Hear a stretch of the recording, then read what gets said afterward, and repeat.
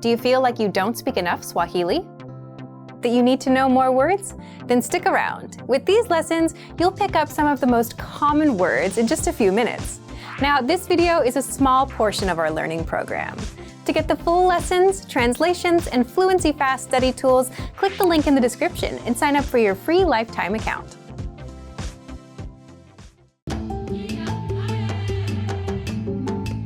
Welcome to SwahiliPod101.com's Kiswahili kwa dakika tatu, the fastest, easiest, and most fun way to learn Swahili. Hamjamboni, mimi ni Medina. Shukran kwa kuungana na mimi katika kipindi hii. Hi everybody, I'm Medina. Thank you for joining me. In this series, you're going to learn basic Swahili expressions. It's super easy and it only takes 3 minutes. And in this first lesson, you're going to learn how to introduce yourself in Swahili. You learn both an informal and formal way to do it. But unlike many other languages, there is not a very big difference between informal and formal speech in Swahili. First, let's see how Kenyan people introduce themselves in an informal situation. Habari, mimi ni Medina. Nina furaha kukutana na wewe. Hi, I'm Medina. Nice to meet you. Habari, mimi ni Medina. Nina furaha kukutana na wewe. Let's break it down. Start with the greeting. Habari, then mimi ni, which is followed by your name. Next, say the phrase, Nina furaha kukutana na wewe. Nice to meet you. All together, it is, Habari, mimi ni Medina. Nina furaha kukutana na wewe. And now, let's see the same sentence in formal speech. Shikamoo. Jina langu ni Medina Maraka. Nina furaha kukutana na wewe. Hello, my name is Medina Maraka. Nice to meet you. Shikamoo. Jina langu ni Medina Maraka. Nina furaha kukutana na wewe. So, what has changed from the previous introduction? Let's take a closer look at these together. It's important to note that habari can be used in both casual and formal settings. However, it is more formal and respectful to use the word shikamoo, especially when addressing an older person. Shikamoo implies good day or simply hello. You will notice that the section mimi ni for I am changes to jina langu ni Medina for my name is Medina. During a formal self-introduction, it is advisable to mention your last name. So, I will say, my name is Medina Maraka. Here, you'll say your full name. Finally, Nina furaha kukutana na wewe is the same for both. This phrase means, nice to meet you. One more time. The informal way to introduce yourself in Swahili is, Habari, mimi ni Medina. Nina furaha kukutana na wewe. And the formal way to introduce yourself is, Shikamoo, jina langu ni Medina Maraka. Nina furaha kukutana na wewe. Now, it's time for Medina's insights. When introducing yourself, it's a good habit to shake hands. Usually, the right hand is slightly supported by the left hand. If you're concerned about politeness, a slight bend forward while shaking the hand adds a sign of respect in the Kenyan business world. However, if you speak too formally, people will think you sound unnatural.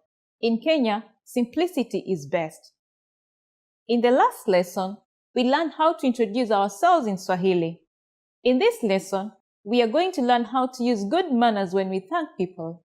Are you ready? Let's get started. There are several ways to thank someone, but let's start with the easiest. It's just one word. Asante. Asante. As you may have guessed, asante means thank you. When saying thank you very much, you just need to add the word sana. Asante sana.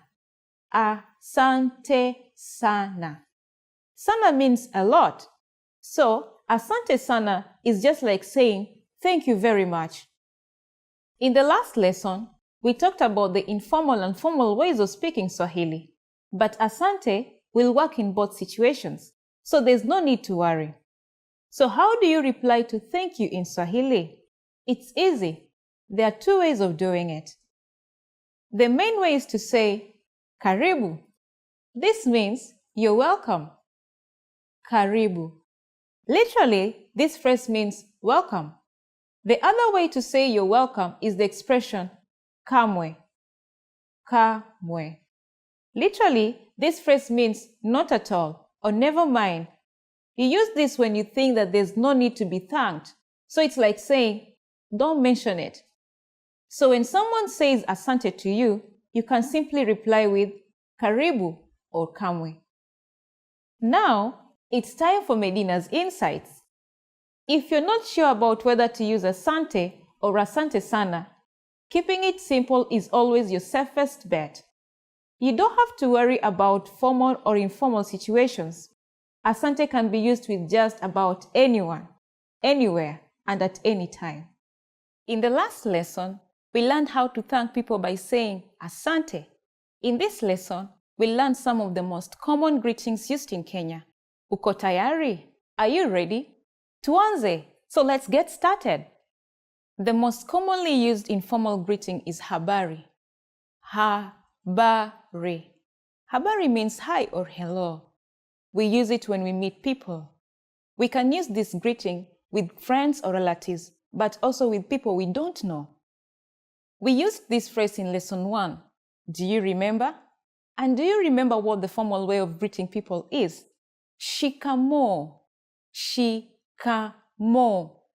Do you also remember that habari can be used both in formal and casual settings?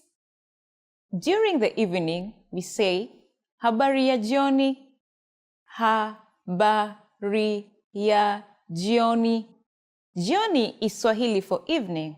So, habari ya jioni means good evening. Habari and habari ya jioni are used when we meet someone, but when we leave, we don't say these greetings again.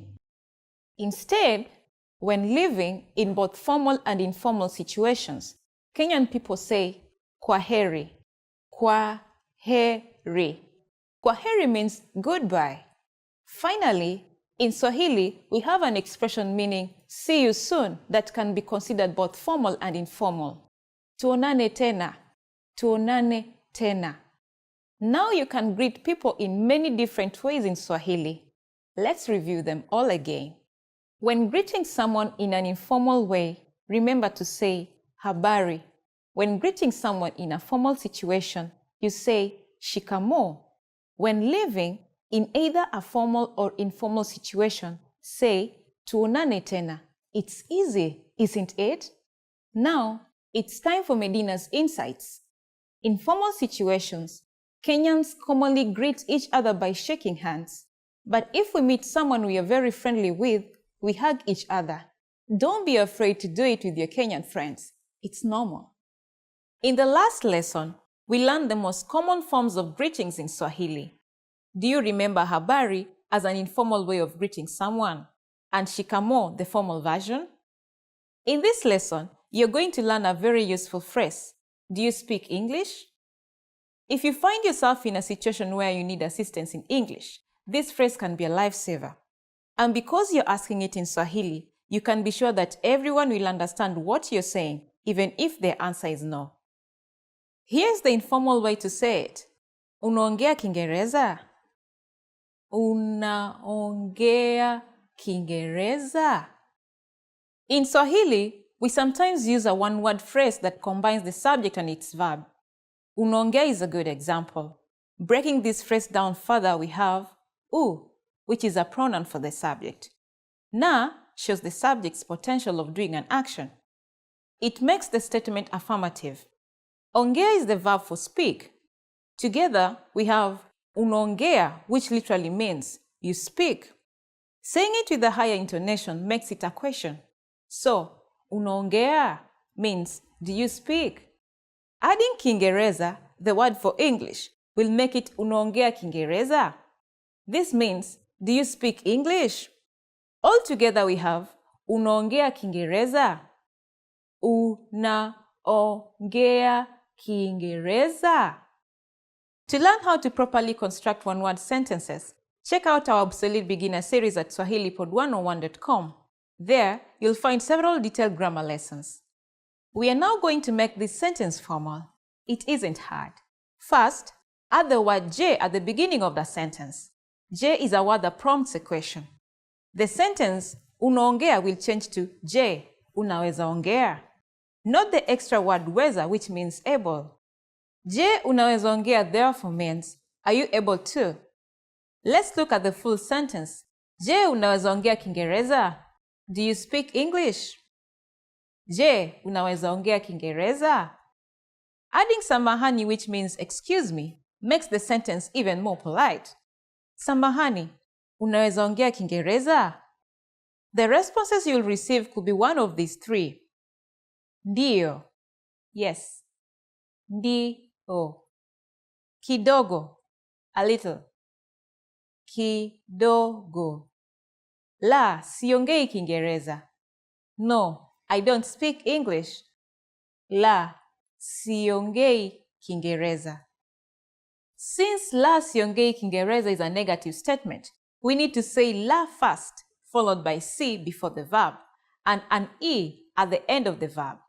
Also note that the verb ongei is slightly different from ongea. This is because negating in Swahili depends on the pronoun and the tense.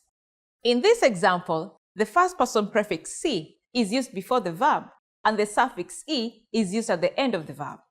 As you can see, negation in Swahili follows a particular pattern. Some negations, though, require the word no, but we will talk about this in a later lesson. Now it's time for Medina's insights. For those of you who speak languages other than English, this question still works. Just substitute Kiingereza with a different language. Here are some examples. Kitalia is Italian. Kirusi is Russian. Kispania is Spanish. And Kijerumani is German. In this lesson, we mentioned the expression samahani, but did you know that this can also be used as an apology? We'll be learning this in the next lesson, as well as other ways to apologize in Swahili. It's never too late to show your good manners to Kenyans. So, I'll see you in our next Kiswahili kwa dakika tatu. See you next time. Want to get cheat sheets, audiobooks, lessons, apps, and much more every month for free? Just click the link in the description to get your free language gifts of the month. Hamjamboni, mimi ni Medina. Hi everybody, I'm Medina. Welcome to SwahiliPod101.com's Kiswahili kwa dakika tatu, the fastest, easiest, and most fun way to learn Swahili. In the last lesson, we learned the phrase, unaweza ongea Kiingereza? Do you speak English? We also mentioned the word samahani, which means excuse me in Swahili. In this lesson, we are going to learn how to use samahani and other words when apologizing in Swahili. We should use samahani in formal situations, such as when we are ordering something in bars or restaurants. For example, samahani, naweza agiza kikombe cha kahawa? Excuse me, could I order a cup of coffee? We can also use it when asking a question. For example, samahani, Mombasa iko wapi? Excuse me, where is Mombasa? Sometimes, we also hear people say just samahani because it can also be used to draw someone's attention. Samahani. Samahani can be used in formal and informal situations. We can use samahani when asking a question or when apologizing. All of these phrases can be used for either excuse me or I am sorry. But if you really want to apologize for something, it might be better to use a different phrase. That phrase is niwie radhi. It means pardon me and can be used in both formal and informal situations. Niwie radhi. First, we have the Swahili word niwie, which means a consideration. Then radhi, meaning pardon. Together, it literally means consider a pardon. But you can think of it like, pardon me. Niwie radhi. Niwie radhi. Now, it's time for Medina's insights. Please remember when you're in Kenya, if you accidentally bump into someone, it's more common to say samahani than niwie radhi. This lesson will be all about nambari. That's right. That means numbers. First, we'll learn the numbers from 1 to 10. They're not difficult at all, and this lesson will only take 3 minutes. Kwa dakika tatu tu. Are you ready? Let's start. Moja, moja. Mbili, mbili. Tatu, tatu. Nne, nne. Tano, tano. Sita, sita. Saba, saba. Nane, nane. Tisa, tisa. Kumi, kumi. Okay, now repeat after me. I'll say the numbers and give you time to repeat each one. Moja, mbili, tatu, nne, tano, sita, saba, nane, tisa, kumi. Great job! If you're wondering what comes before moja, namely 0, it is sufuri in Swahili. Sufuri. It's quite easy to remember, right? Now, there's no need to panic if your new Kenyan friend asks for your cell phone number. Let's practice how you'll say it. We'll use the phrase, nambari yangu ni, which means my number is. Nambari yangu ni. Sufuri, saba, mbili, tatu, nne, nane, saba, tisa, sita, tano. Can you read it by yourself?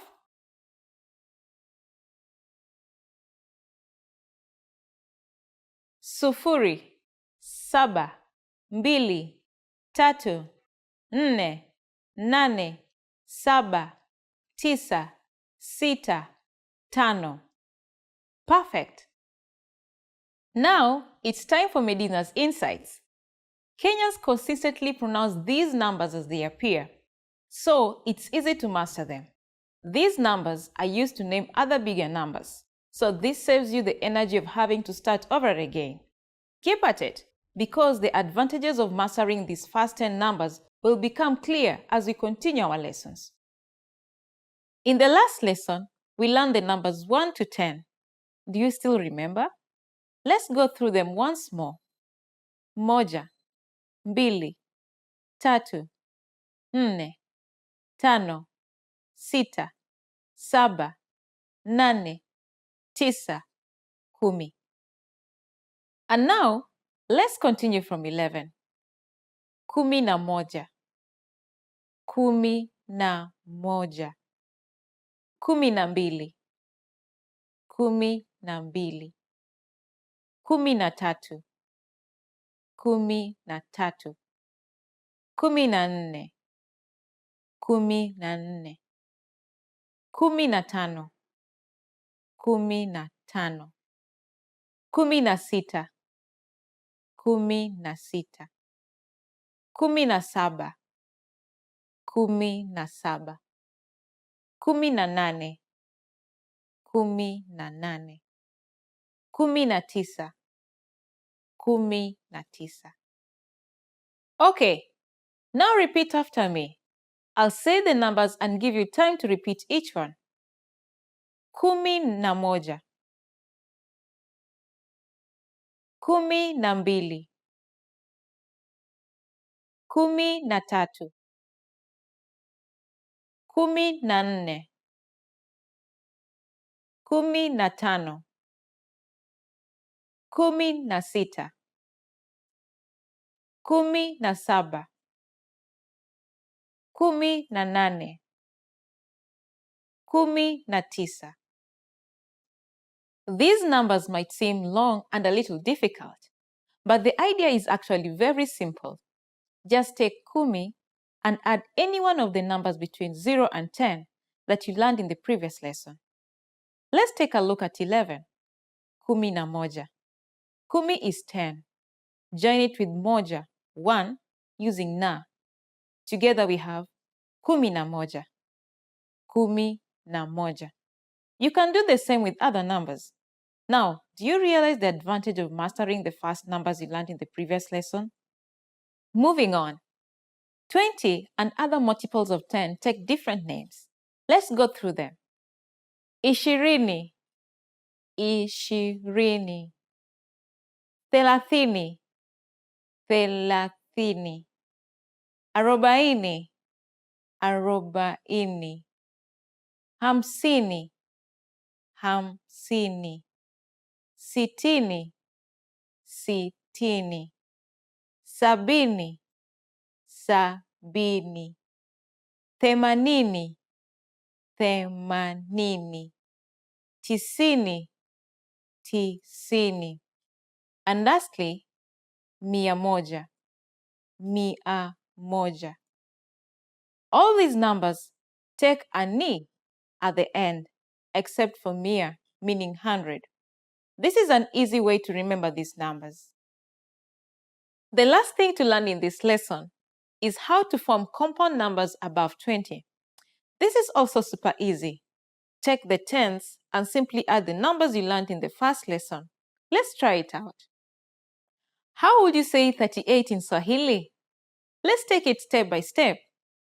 30 is thelathini, and then add 8, nane. In between thelathini and nane is the conjunction na, meaning and, to join them. Thelathini na nane. It's as simple as that. Let's try another one, like 72. First, take 70, sabini, and then add 2, mbili, to get sabini na mbili. Now, it's time for Medina's insights. When you want to count beyond 100, you can use the same basic logic as with the numbers above 10. Just add the word mia moja, 100, in front of the tens. For example, 167 is mia moja sitini na saba. Mia moja sitini na saba. The next time you have trouble sleeping, try counting sheep in Swahili and see how far you can get. Would you like to go on a shopping trip in Kenya? In the next lesson, we'll get to practice the numbers by talking about prices. In the last lesson, we learned how to count in Swahili. Can you remember the numbers from moja to mia moja? I hope so, because this time you will put them into use. We will be practicing how to go shopping in Kenya. Before we start, you need to know how to say, how much is this? Hii ni pesa ngapi? Hii ni pesa ngapi? Okay, are you ready? Let's go. Imagine you're in a shop in Kenya. You find something you want to buy, and you want to ask how much it costs. Start by saying, samahani. Do you remember what this means? Excuse me. Samahani, hii ni pesa ngapi? Samahani, hii ni pesa ngapi? The clerk will tell you, ni shilingi, it costs. Or more simply, they'll say the amount directly. For example, 25. What number is 25? Can you work it out? It's 25. So this phrase means it cost 25 shillings. Let's look at some more examples. Say you see a bag that you want to buy. A bag in Swahili is begi. So how would you ask how much it costs? Samahani, begi hii ni pesa ngapi? Or a pair of shoes. This makes it slightly different because you have to use the plural form. A shoe will be kiatu, but the plural for shoes is viatu. So you would ask the following question. Samahani, viatu hivi ni pesa ngapi? This simply means, how much are these shoes? Now, it's time for Medina's insights. Credit and debit cards are not commonly used in Kenya, but you can double check by asking the following question. Naweza lipa kwa kadi ya credit? Can I pay by credit card? Naweza lipa kwa kadi ya credit? Do you feel confident about counting shillings? If you don't worry. We'll learn all about it next time. I'll be waiting for you in the next Kiswahili kwa dakika 3 lesson. Tuonane! Mwanamke anamuuliza muuzaji jambo katika duka la vitabu. Mwanamke huyu anataka kukitazama kitabu gani? Samahani, ningelipenda kutazama kitabu katika rafu ile ya vitabu. Ni kitabu kipi unachokitaka? Kile cha magari. Ngoja kidogo tafadhali. Hiki? Ndiyo. Hiki hapa. Mwanamke huyu anataka kukitazama kitabu gani?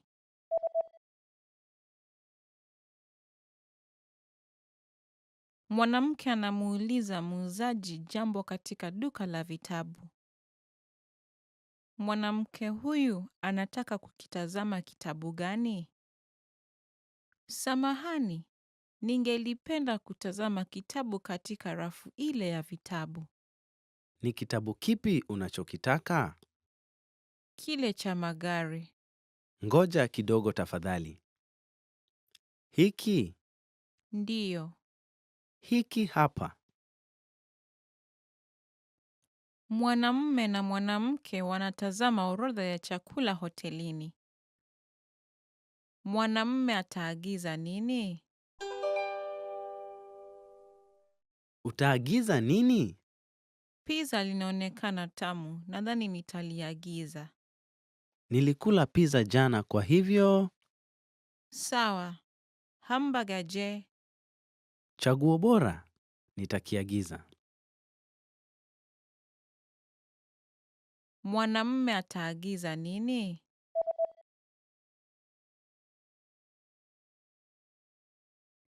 Mwanamume na mwanamke wanatazama orodha ya chakula hotelini. Mwanamume ataagiza nini? Utaagiza nini? Pizza linaonekana tamu, nadhani nitaliagiza. Nilikula pizza jana kwa hivyo. Sawa. Hamburger je? Chaguo bora. Nitakiagiza. Mwanamume anapiga simu kwa afisi ya daktari. Anapaswa awe kwa afisi ya daktari saa ngapi? Aise, nikusaidieje? Unafunga saa ngapi leo? Tunafunga saa 12 lakini ufike kabla ya saa 11:30 tafadhali. Sawa, asante. Anapaswa awe kwa afisi ya daktari saa ngapi?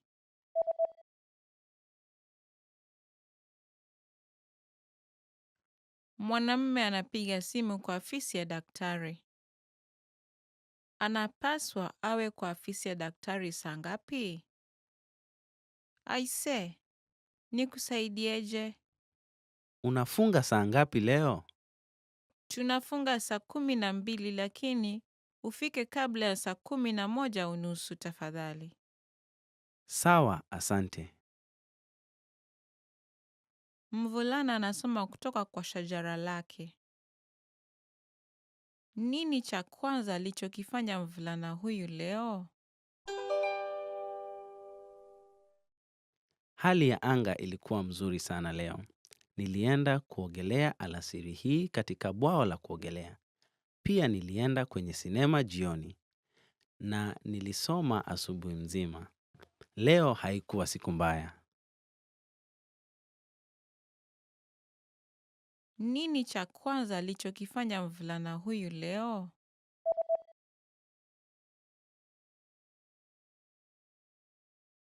Mvulana anasoma kutoka kwa shajara lake.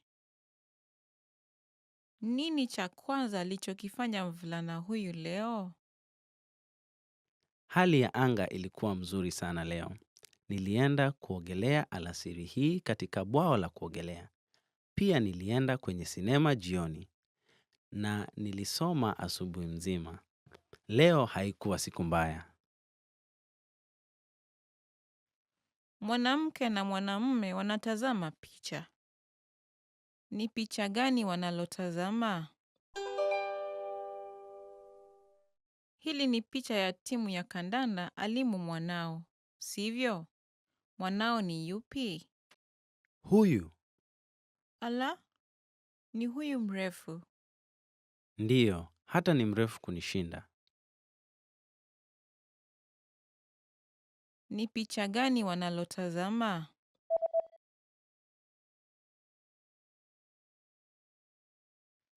Mwanamke na mwanamume wanatazama picha. Ni picha gani wanalotazama? Hili ni picha ya timu ya kandanda alimu mwanao, sivyo? Mwanao ni yupi? Huyu. Ala, ni huyu mrefu. Ndiyo, hata ni mrefu kunishinda. Mwanamume na mwanamke wanazungumza. Wataenda kuona sinema saa ngapi? Twaweza kuona sinema Jumamosi ijayo? Ningelipenda kuja, lakini nina kazi ya ziada wakati wa asubuhi. Utamaliza kazi ya ziada saa ngapi? Nitamaliza saa 8 mchana. Basi, hebu tukutane katika mgahawa saa 9 mchana na tuone sinema saa 10 kamili. Sawa. Wataenda kuona sinema saa ngapi? Mwanamume na mwanamke wanazungumza. Wataenda kuona sinema saa ngapi? Twaweza kuona sinema Jumamosi ijayo? Ningelipenda kuja, lakini nina kazi ya ziada wakati wa asubuhi. Utamaliza kazi ya ziada saa ngapi? Nitamaliza saa 8 mchana. Basi, hebu tukutane katika mgahawa saa 9 mchana na tuone sinema saa 10 kamili. Sawa. Mtu anazungumza na karani wa duka. Atanunua shati gani? Unafikiri shati gani ni bora? Shati nyeupe au ya bluu? Nadhani ya bluu ni nzuri. Inaenda vizuri na koti yako ya kijivu. Unafikiri hivyo? Lakini haiendi vizuri na tai yangu nyekundu. Sivyo? Naam, ni kweli. Sawa. Hivyo basi, nitachukua nyeupe, siyo ya bluu. Atanunua shati gani?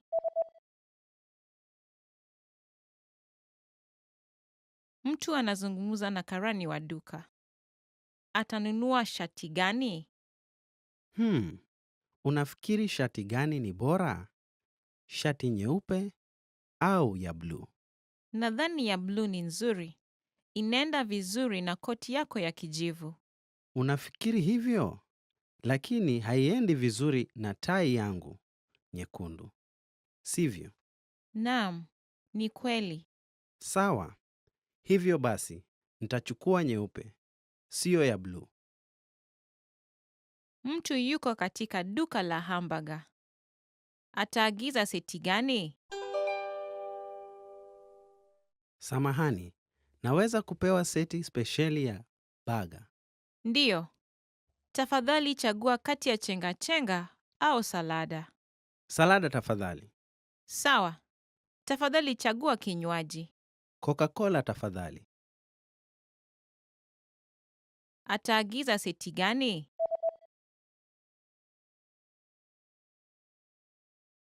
Mtu yuko katika duka la hamburger. Ataagiza seti gani? Samahani, naweza kupewa seti spesheli ya baga. Ndiyo. Tafadhali chagua kati ya chenga-chenga au salada. Salada tafadhali. Sawa. Tafadhali chagua kinywaji. Coca-Cola tafadhali. Mwalimu anapika keki. Je, mwalimu aliweka nini ndani yake? Leo tunaenda kutengeneza keki. Kwanza, changanya siagi na sukari. Kisha ongeza yai 2 na changanya vizuri. Ongeza unga, kisha uchanganye polepole. Weka kwenye oveni na uoke kwa dakika 50. Ndivyo hivyo. Je, mwalimu aliweka nini ndani yake?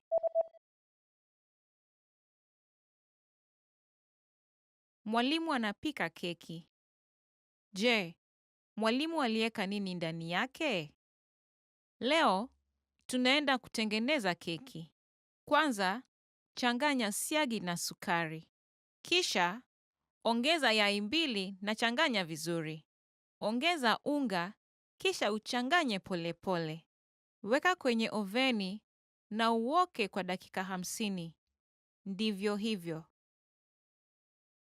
Mwanamume na mwanamke wanazungumza. Watafanya nini kwanza? Unataka kufanya nini leo? Nataka kwenda kuona sinema. Sawa, nataka kuona mchezo wa besiboli kwenye runinga. Pia, nataka kwenda kufanya manunuzi. Mchezo wa besiboli utaanza saa 7 mchana. Sawa, basi tutazame sinema kwanza, kisha utatazama mchezo wa besiboli. Sawa, hivyo basi, tutafanya manunuzi jioni. Watafanya nini kwanza?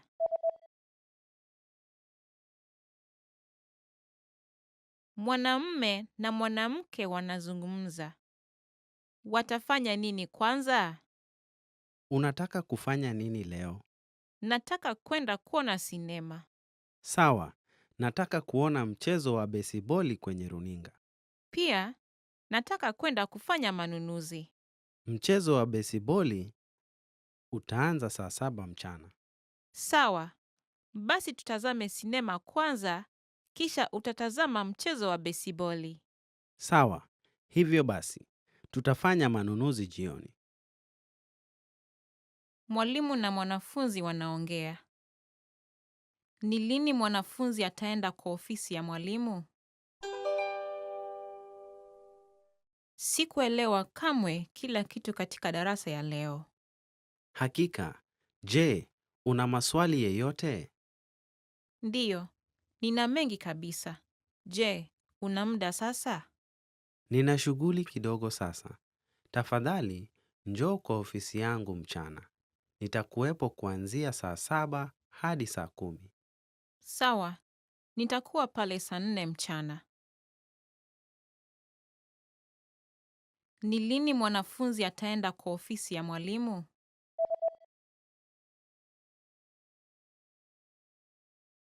Mwalimu na mwanafunzi wanaongea. Ni lini mwanafunzi ataenda kwa ofisi ya mwalimu? Sikuelewa kamwe kila kitu katika darasa ya leo. Hakika, je, una maswali yeyote? Ndiyo, nina mengi kabisa. Je, una muda sasa? Nina shughuli kidogo sasa. Tafadhali, njoo kwa ofisi yangu mchana. Nitakuwepo kuanzia saa 7 hadi saa 10. Sawa, nitakuwa pale saa 4 mchana. Mwanamke anakula chakula cha mchana katika mgahawa. Ataagiza nini? Je, ungelipenda kunywa kahawa au kukula kiburudisho tamu baada ya mlo? Una kiburudisho tamu gani? Tuna faluda na keki ya tufaha. Kwa kweli, nataka kahawa tu tafadhali. Je, unataka sukari na maziwa? Tafadhali lete na maziwa. Ataagiza nini?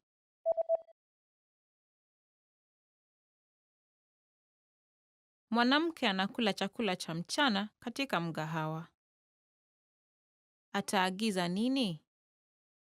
Je, ungelipenda kunywa kahawa au kukula kiburudisho tamu baada ya mlo?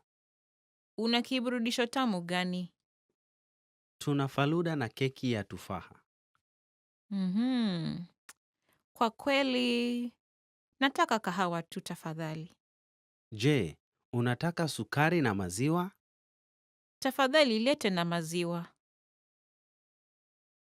Mwanamke anangoja mtu. Mwanamke atangoja wapi? Hello, samahani. Nitachelewa kwa dakika 30. Sawa, nitakungojea kwenye mgahawa. Mgahawa liko wapi? Linafuatana na duka la vitabu. Kuna duka la kuoka mikate Kingama kutoka Kwalo. Mwanamke atangoja wapi?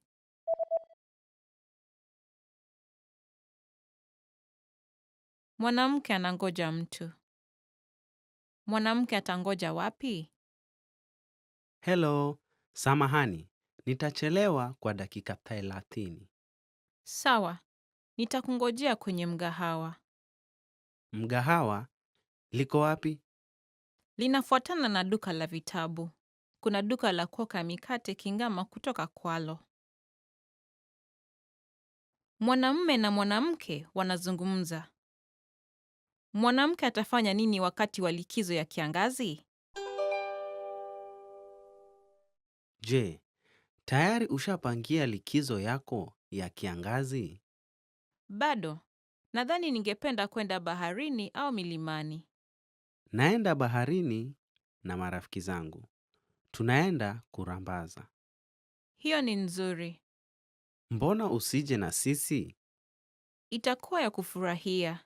Ndiyo, nitaenda na wewe. Mwanamke atafanya nini wakati wa likizo ya kiangazi?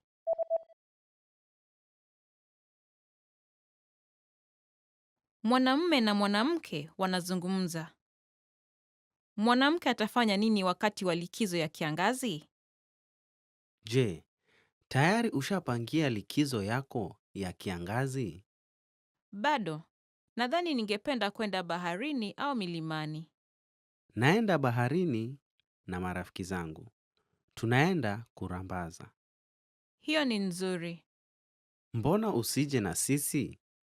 Itakuwa ya kufurahia. Ndiyo, nitaenda na wewe. Mwanamume na mwanamke wanaongea.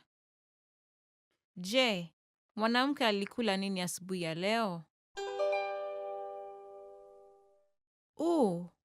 Ninahisi njaa. Je, ulikula kiamsha kinywa? Ndiyo, nilikula lakini kidogo. Je, ulikula nini? Nilikunywa maziwa ganda na kahawa. Hiyo ni kidogo sana. Unapaswa ule mkate na tunda pia. Je, mwanamke alikula nini asubuhi ya leo?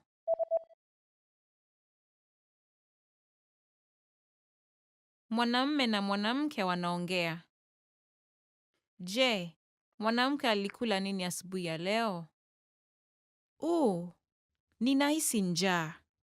Je, ulikula kiamsha kinywa? Ndiyo, nilikula lakini kidogo. Je, ulikula nini? Nilikunywa maziwa ganda na kahawa. Hiyo ni kidogo sana. Unapaswa ule mkate na tunda pia. Mwanamke yupo kwenye duka kubwa. Ataenda kwenye ghorofa la ngapi? Samahani, nguo za watoto ziko wapi? Ziko kwenye ghorofa la 5 na la 6. Je, una nguo za watoto wachanga pia? Ndiyo, tuna nguo nyingi za watoto wachanga kwenye ghorofa la 6. Asante sana, nitaenda kuangalia huko. Ataenda kwenye ghorofa la ngapi?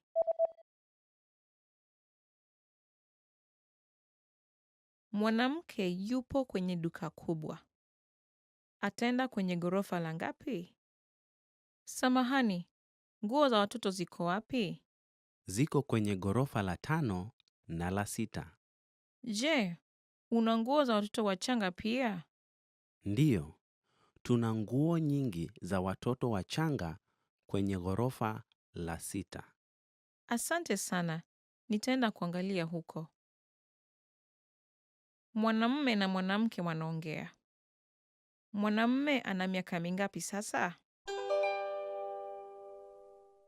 Sikukuu yako ya kuzaliwa ni hivi karibuni sana.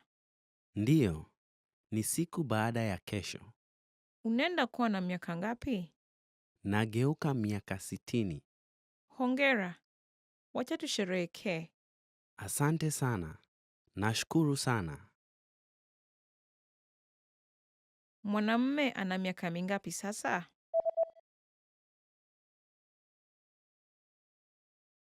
Mwanamume na mwanamke wanaongea.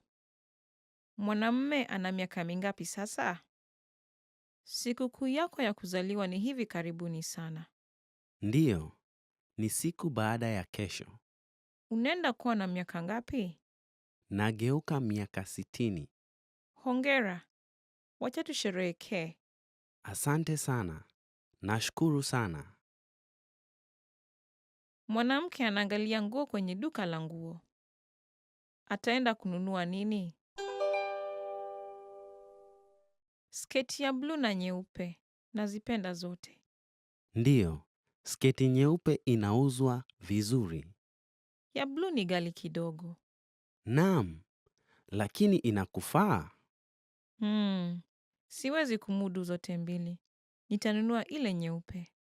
Sawa. Asante sana. Ataenda kununua nini?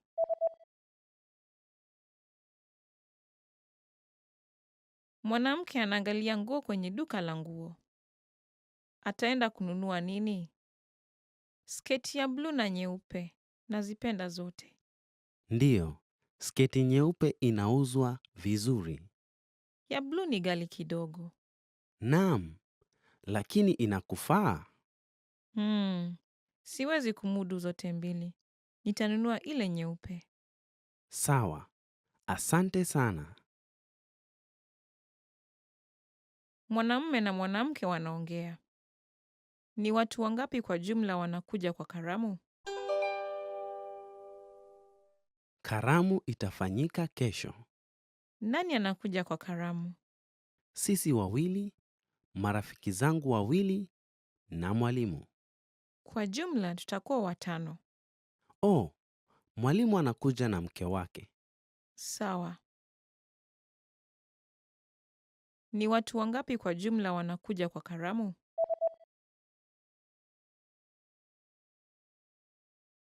Mwanamume na mwanamke wanaongea. Ni watu wangapi kwa jumla wanakuja kwa karamu? Karamu itafanyika kesho. Nani anakuja kwa karamu? Sisi wawili, marafiki zangu wawili na mwalimu. Kwa jumla tutakuwa 5. Oh, mwalimu anakuja na mke wake. Sawa. Mwanamke alinunua kitanda. Ataenda kuiweka wapi? Kitanda hiki ni kubwa. Ndiyo, naweza kukiweka karibu na mlango.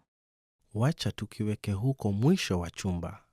Kiweke katikati? La, wacha tukiweke kwenye kona. Ni sawa. Unaweza nisaidia kukibeba?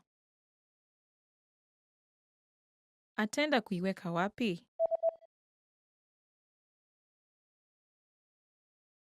Mwanamke alinunua kitanda. Ataenda kuiweka wapi? Kitanda hiki ni kubwa. Ndiyo, naweza kukiweka karibu na mlango. Wacha tukiweke huko mwisho wa chumba. Kiweke katikati? La, wacha tukiweke kwenye kona. Ni sawa. Unaweza nisaidia kukibeba?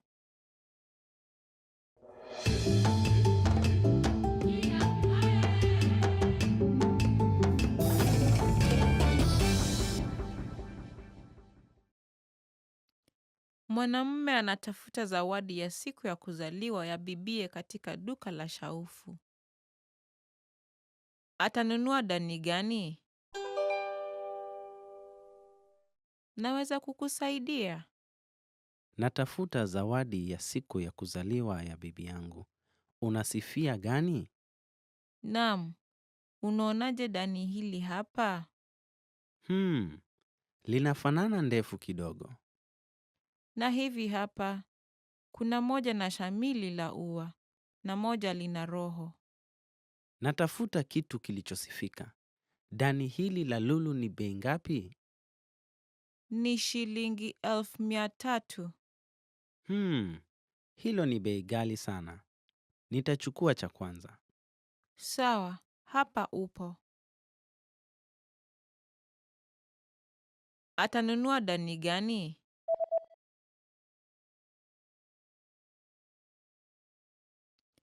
Mwanamume anatafuta zawadi ya siku ya kuzaliwa ya bibie katika duka la shaufu. Atanunua dani gani? Naweza kukusaidia. Natafuta zawadi ya siku ya kuzaliwa ya bibi yangu. Unasifia gani? Naam, unaonaje dani hili hapa?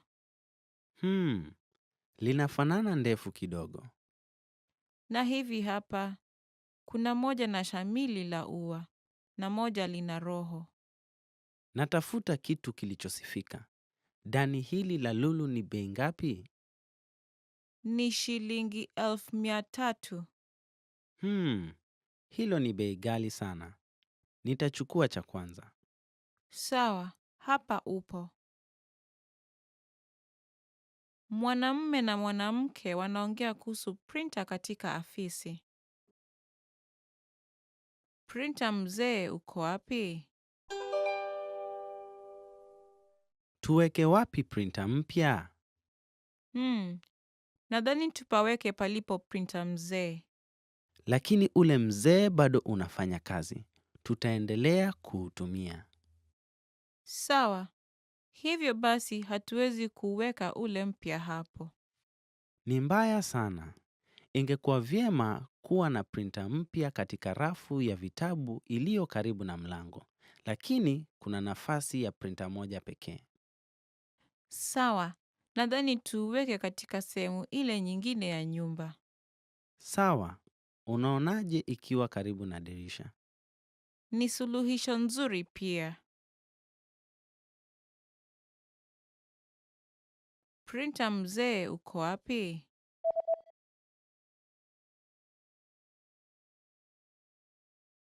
Mwanamume na mwanamke wanaongea kuhusu printer katika afisi. Printer mzee uko wapi? Tuweke wapi printer mpya? Nadhani tupaweke palipo printer mzee.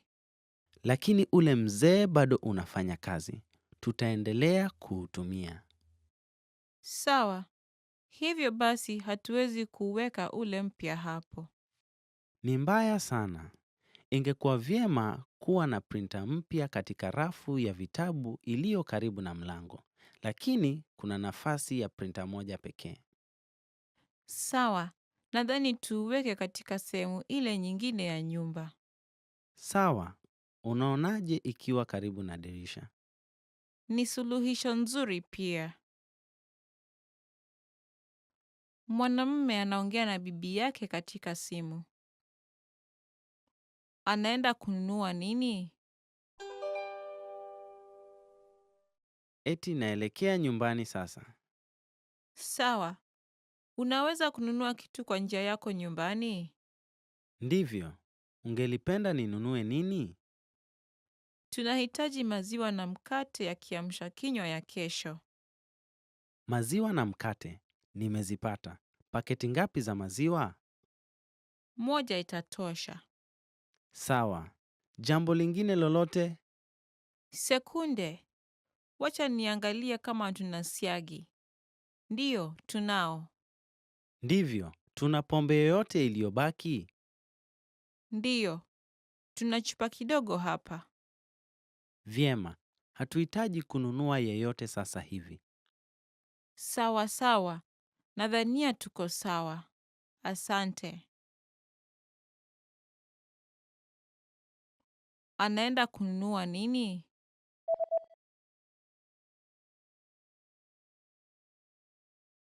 Mwanamume anaongea na bibi yake katika simu. Anaenda kununua nini? Eti naelekea nyumbani sasa. Sawa. Unaweza kununua kitu kwa njia yako nyumbani? Ndivyo. Ungelipenda ninunue nini? Tunahitaji maziwa na mkate ya kiamsha kinywa ya kesho. Maziwa na mkate. Nimezipata. Paketi ngapi za maziwa? 1 itatosha. Sawa. Jambo lingine lolote? Sekunde. Wacha niangalie kama tuna siagi. Ndiyo, tunao. Ndivyo. Tuna pombe yoyote iliyobaki? Ndiyo. Tuna chupa kidogo hapa. Vyema. Hatuhitaji kununua yeyote sasa hivi. Sawa sawa. Nadhania tuko sawa. Asante. Unasikiza utabiri wa hali ya anga. Utabiri wa hali ya anga uko vipi? Tutakuwa na jua asubuhi, lakini kutakuwa na mawingu adhuhuri na kutanyesha usiku. Mvua utaendelea usiku kucha hadi kesho asubuhi wakati jua utakapoanza kuchomoka. Utabiri wa hali ya anga uko vipi?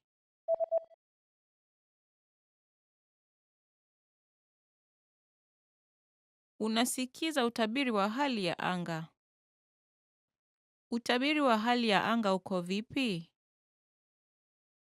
Tutakuwa na jua asubuhi, lakini kutakuwa na mawingu adhuhuri na kutanyesha usiku.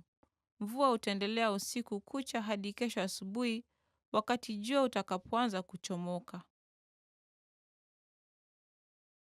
Mwanamke anaagiza keki ya sikukuu ya kuzaliwa. Ataagiza keki gani? Samahani, ningelipenda kuagiza keki ya sikukuu ya kuzaliwa ya binti yangu. Sawa. Unaweza nieleza ni keki aina gani unayotafuta? Binti yangu anapenda chokoleti. Nadhani keki ya chokoleti itafaa. Unaweza weka fuu juu yake? Hakika. Tuna keki ya mviringo na ya mraba. Ungependa ipi? Ya mviringo tafadhali. Sawa. Binti yako anaenda kuwa na miaka mingapi? Atakuwa na miaka 12. Sawa. Basi tutatayarisha mishumaa 12. Ungelipenda kuandika ujumbe? Ndiyo. Tafadhali andika sikukuu ya kuzaliwa. Sawa. Ungelipenda maandishi yawe katika rangi ya waridi? Kama ni hivyo, tutaiweka kwa sahani nyeupe. Vinginevyo, tutaweza kuandika kwa rangi nyeupe na kuiweka kwa sahani ya rangi ya waridi. Tafadhali andika kwa rangi ya waridi na uiweke kwa sahani nyeupe. Ataagiza keki gani? Mwanamke anaagiza keki ya sikukuu ya kuzaliwa. Ataagiza keki gani? Samahani, ningelipenda kuagiza keki ya sikukuu ya kuzaliwa ya binti yangu. Sawa. Unaweza nieleza ni keki aina gani unayotafuta? Binti yangu anapenda chokoleti. Nadhani keki ya chokoleti itafaa. Unaweza weka fuu juu yake? Hakika. Tuna keki ya mviringo na ya mraba. Ungependa ipi? Ya mviringo tafadhali. Sawa. Binti yako anaenda kuwa na miaka mingapi? Atakuwa na miaka 12. Sawa. Basi tutatayarisha mishumaa 12. Ungelipenda kuandika ujumbe? Ndiyo. Tafadhali andika sikukuu ya kuzaliwa. Sawa. Ungelipenda maandishi yawe katika rangi ya waridi? Kama ni hivyo, tutaiweka kwa sahani nyeupe. Vinginevyo, tutaweza kuandika kwa rangi nyeupe na kuiweka kwa sahani ya rangi ya waridi. Tafadhali andika kwa rangi ya waridi na uiweke kwa sahani nyeupe. Mwanamume na mwanamke wanazungumza kuhusu ratiba ya kuhama. Ni lini watahama? Nadhani tuamue tarehe ya kuhama na kuita kampuni ya kuhama. Ndiyo, nilikuwa naangalia baadhi ya makampuni ya kuhama. Sitaki kulipa fedha nyingi. Nakubali, kampuni hii ina punguzo. Kwa mfano, wanapunguza kwa kiasi ya 10% ukihifadhi angalau mwezi mmoja kabla ya siku ya kuhama. Angalau mwezi mmoja kabla ya siku ya kuhama. Hivyo basi, itatubidi kuhama baada ya Disemba tarehe 15 ili kupata punguzo. Ndiyo, na kuna punguzo zaidi tukihifadhi katika siku isiyo ya wikendi. Katika siku isiyo ya wikendi? Naam, nina mkutano Jumatatu asubuhi na maonyesho ni Jumanne na Jumatano. Hivyo Ijumaa itakuwa siku nzuri kwa sababu tutaweza kuandaa nyumba hiyo mpya wikendi. ndiyo. Subiri. Wanasema kuna punguzo ya 15% Jumatatu hadi Alhamisi na 5% Ijumaa. Je, unataka kufanya nini? Wacha tupate kwa bei nafuu iwezekanavyo. Hata hivyo, nitakuwa nimemalizana na maonyesho wakati huo. Ni lini watahama?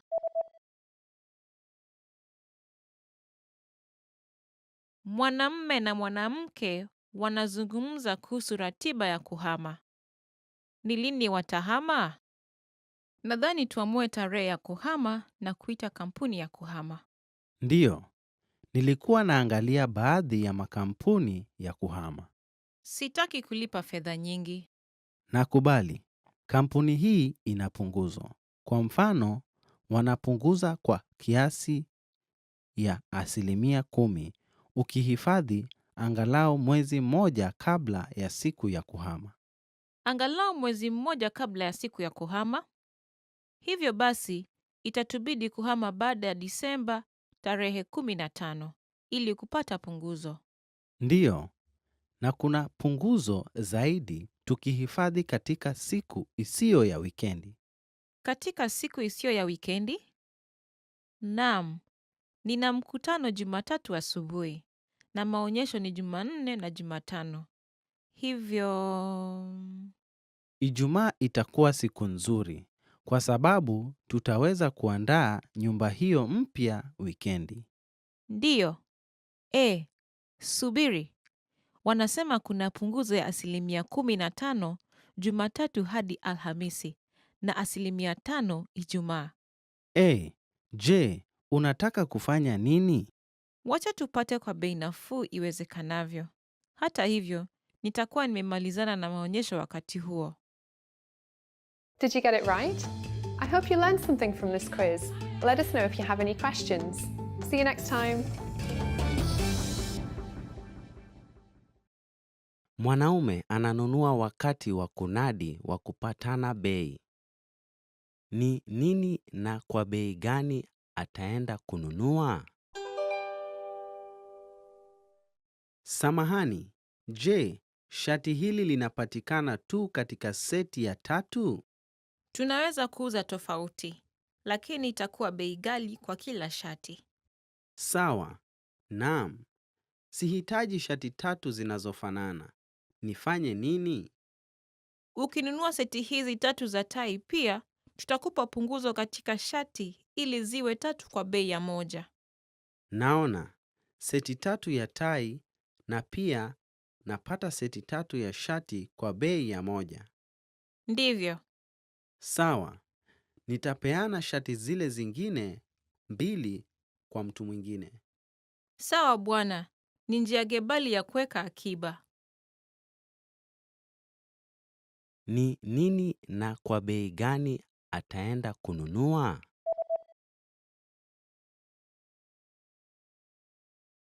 Mwanaume ananunua wakati wa kunadi wa kupatana bei. Ni nini na kwa bei gani ataenda kununua? Samahani, je, Shati hili linapatikana tu katika seti ya 3? Tunaweza kuuza tofauti, lakini itakuwa bei ghali kwa kila shati. Sawa. Naam. Sihitaji shati 3 zinazofanana.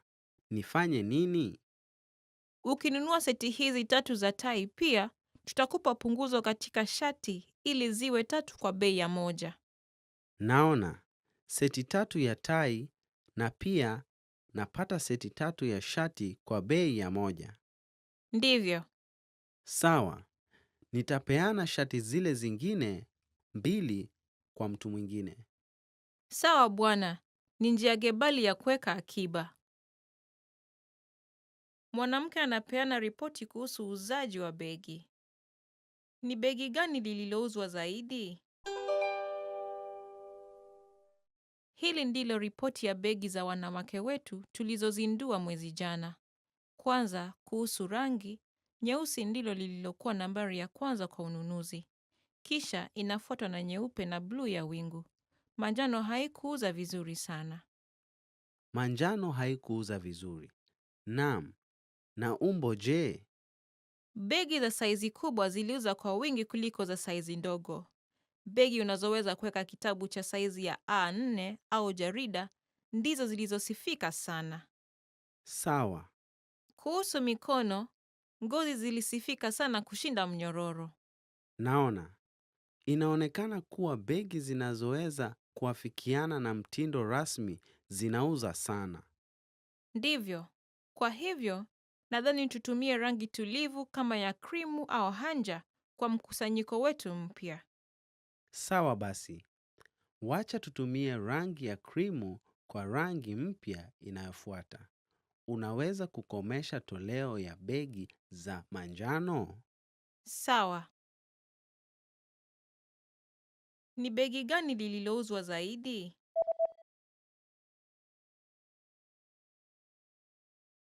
Mwanamke anapeana ripoti kuhusu uuzaji wa begi. Ni begi gani lililouzwa zaidi? Hili ndilo ripoti ya begi za wanawake wetu tulizozindua mwezi jana. Kwanza, kuhusu rangi, nyeusi ndilo lililokuwa nambari ya kwanza kwa ununuzi. Kisha inafuatwa na nyeupe na bluu ya wingu. Manjano haikuuza vizuri sana. Manjano haikuuza vizuri. Naam. Na umbo je? Begi za saizi kubwa ziliuza kwa wingi kuliko za saizi ndogo. Begi unazoweza kuweka kitabu cha saizi ya A4 au jarida ndizo zilizosifika sana. Sawa. Kuhusu mikono, ngozi zilisifika sana kushinda mnyororo. Naona. Inaonekana kuwa begi zinazoweza kuafikiana na mtindo rasmi zinauza sana.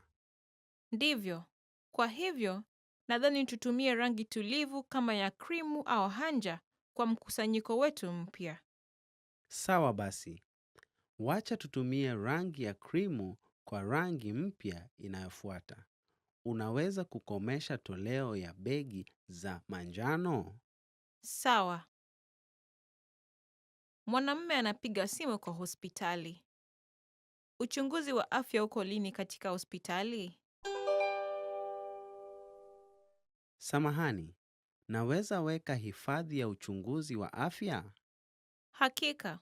Uchunguzi wa afya upo tu Jumatatu, Jumatano na Jumamosi, tofauti na uchunguzi wa kawaida. Ungelipenda gani? Kunayo nafasi Jumamosi hii? Ndiyo. Tunafungua asubuhi pekee kila Jumamosi. Ni sawa kwako? Asubuhi pekee? Hiyo ni ngumu kidogo. Unafungua hadi wakati gani masiku isiyo ya wikendi? Tunafungua hadi saa 12 jioni Jumatatu na hadi saa 2 usiku Jumatano. Naona. Mnafungua wakati gani asubuhi? Tunafungua saa 2 asubuhi. Asubuhi yote ya wiki kesho imehifadhiwa tayari, lakini unaweza ngojea hadi wiki baada ya wiki kesho. Jumatatu na Jumatano zote ziko wazi kuanzia saa 2 asubuhi. Sawa. Nitapiga simu tena baada ya kuangalia ratiba yangu. Sawa bwana. Uchunguzi wa afya uko lini katika hospitali?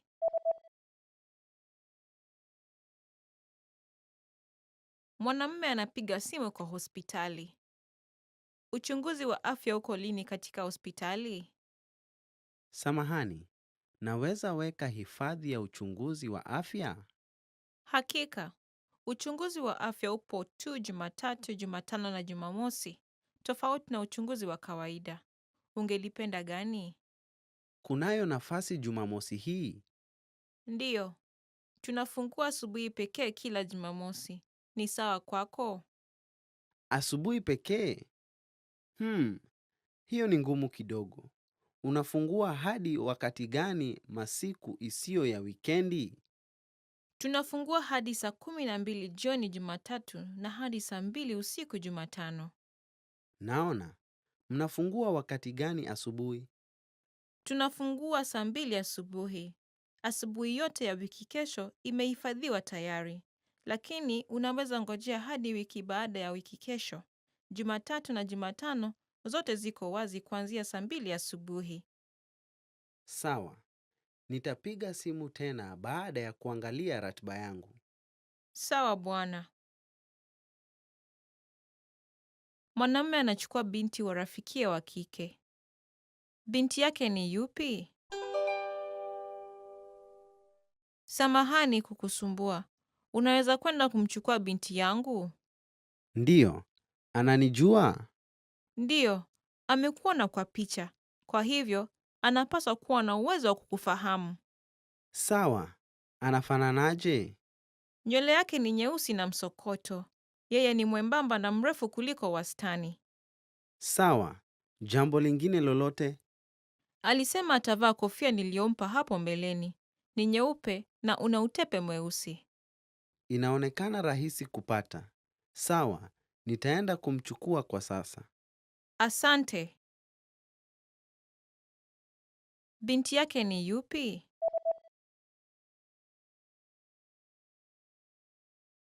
Mwanamume anachukua binti wa rafikie wa kike. Binti yake ni yupi?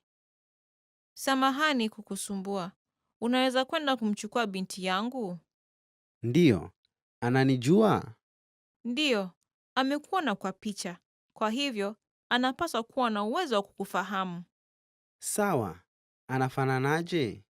Nywele yake ni nyeusi na msokoto. Yeye ni mwembamba na mrefu kuliko wastani. Sawa.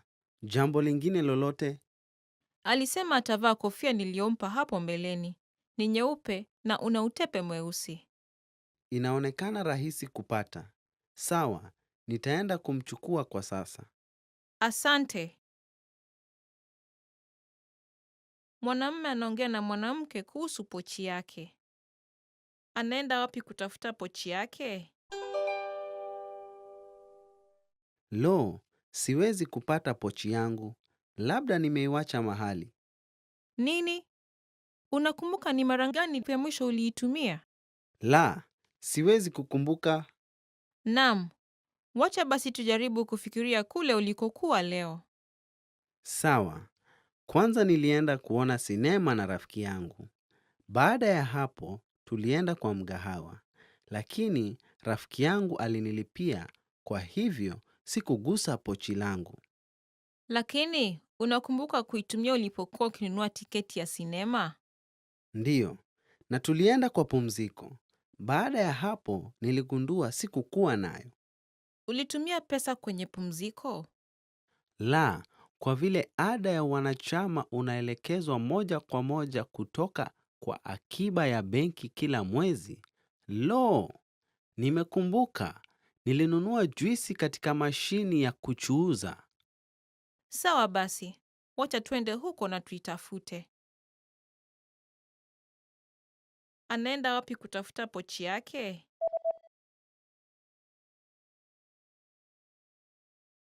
Mwanamume anaongea na mwanamke kuhusu pochi yake. Anaenda wapi kutafuta pochi yake? Lo, siwezi kupata pochi yangu. Labda nimeiwacha mahali. Nini? Unakumbuka ni mara gani ya mwisho uliitumia? La, siwezi kukumbuka. Naam. Wacha basi tujaribu kufikiria kule ulikokuwa leo. Sawa. Kwanza nilienda kuona sinema na rafiki yangu. Baada ya hapo, tulienda kwa mgahawa. Lakini rafiki yangu alinilipia, kwa hivyo sikugusa pochi langu. Lakini, unakumbuka kuitumia ulipokuwa ukinunua tiketi ya sinema? Ndiyo, na tulienda kwa pumziko. Baada ya hapo niligundua sikukuwa nayo. Ulitumia pesa kwenye pumziko? La, kwa vile ada ya wanachama unaelekezwa moja kwa moja kutoka kwa akiba ya benki kila mwezi. Lo, nimekumbuka. Nilinunua juisi katika mashini ya kuchuuza. Sawa basi, wacha twende huko na tuitafute. Did you get it right? I hope you learned something from this quiz. Let us know if you have any questions. See you next time. Mwanafunzi wa kike na wa kiume wanaongea huku wakitazama ratiba yao ya darasa. Chagua ratiba ya siku ya mkutano ya mwanafunzi wa kiume. Tunapaswa tuwe na mkutano kuhusu hotuba inayofuata ya kikundi chetu. Sawa, ni lini uko na nafasi? Mimi huja shuleni Jumatatu, Jumatano na Alhamisi. Basi, pengine Jumatatu au Alhamisi itawezekana kwa sisi wawili kwa vile niko hapa Jumanne, Jumatano na Alhamisi. Basi, ni vipi Alhamisi alasiri? Hata hivyo, nawezeshwa baada ya kipindi cha 3 cha darasa la uchumi, lakini nina kibarua kuanzia saa 11. Kwa hivyo, nitakuwepo kwa saa 1 tu. Hiyo inaonekana kuwa muda mfupi. Je, ni vipi Jumanne? Isipokuwa historia ya kisiasa katika kipindi cha 2 na sheria ya kimataifa katika kipindi cha 4, niko bure. Naona. Nina historia ya Asia katika kipindi cha 3 na kisha nina kibarua jioni. Ni vipi kukutana asubuhi mapema na kuongea hadi kabla ya kipindi cha 2 kuanza? Naam, mimi si mtu wa asubuhi. Tunaweza kukutana Alhamisi? Nitabadilisha ratiba yangu ya kibarua kwa siku ingine. Sawa. Uje kwenye chumba cha mamkuli darasa litakapoisha. Chagua ratiba ya siku ya mkutano ya mwanafunzi wa kiume.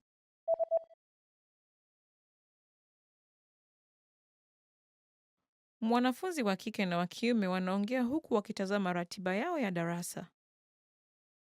Chagua ratiba ya siku ya mkutano ya mwanafunzi wa kiume.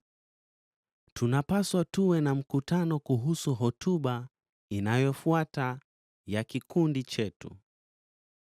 Sawa. Ni lini uko na nafasi? Mimi huja shuleni Jumatatu, Jumatano na Alhamisi. Basi, pengine Jumatatu au Alhamisi itawezekana kwa sisi wawili kwa vile niko hapa Jumanne, Jumatano na Alhamisi. Basi, ni vipi Alhamisi alasiri? Hata hivyo, nawezeshwa baada ya kipindi cha 3 cha darasa la uchumi, lakini nina kibarua kuanzia saa 11. Kwa hivyo, nitakuwepo kwa saa 1 tu. Hiyo inaonekana kuwa muda mfupi. Je, ni vipi Jumanne? Isipokuwa historia ya kisiasa katika kipindi cha 2 na sheria ya kimataifa katika kipindi cha 4, niko bure. Naona. Nina historia ya Asia katika kipindi cha 3 na kisha nina kibarua jioni. Ni vipi kukutana asubuhi mapema na kuongea hadi kabla ya kipindi cha 2 kuanza?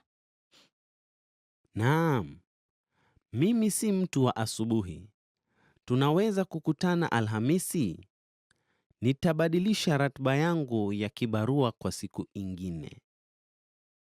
Sawa.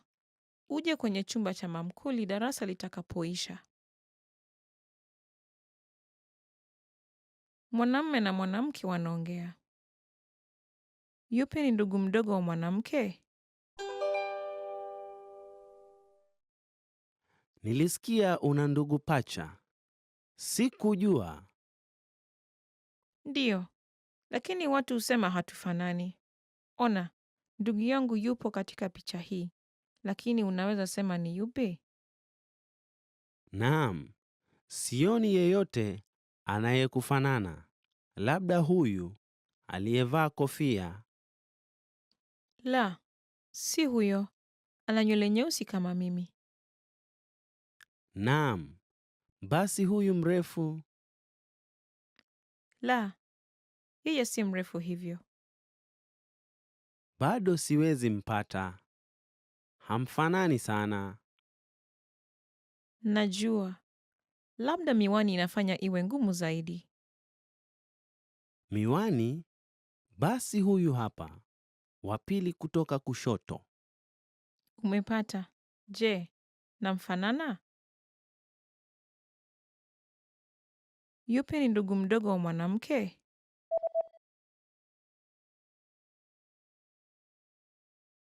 Mwanamume na mwanamke wanaongea. Yupi ni ndugu mdogo wa mwanamke? Nilisikia una ndugu pacha. Sikujua. Ndiyo, lakini watu husema hatufanani. Ona, ndugu yangu yupo katika picha hii, lakini unaweza sema ni yupi? Naam, sioni yeyote anayekufanana. Labda huyu aliyevaa kofia. La, si huyo. Ana nywele nyeusi kama mimi. Naam, basi huyu mrefu. La, yeye si mrefu hivyo. Bado siwezi mpata. Hamfanani sana. Najua. Labda miwani inafanya iwe ngumu zaidi. Miwani? Basi huyu hapa.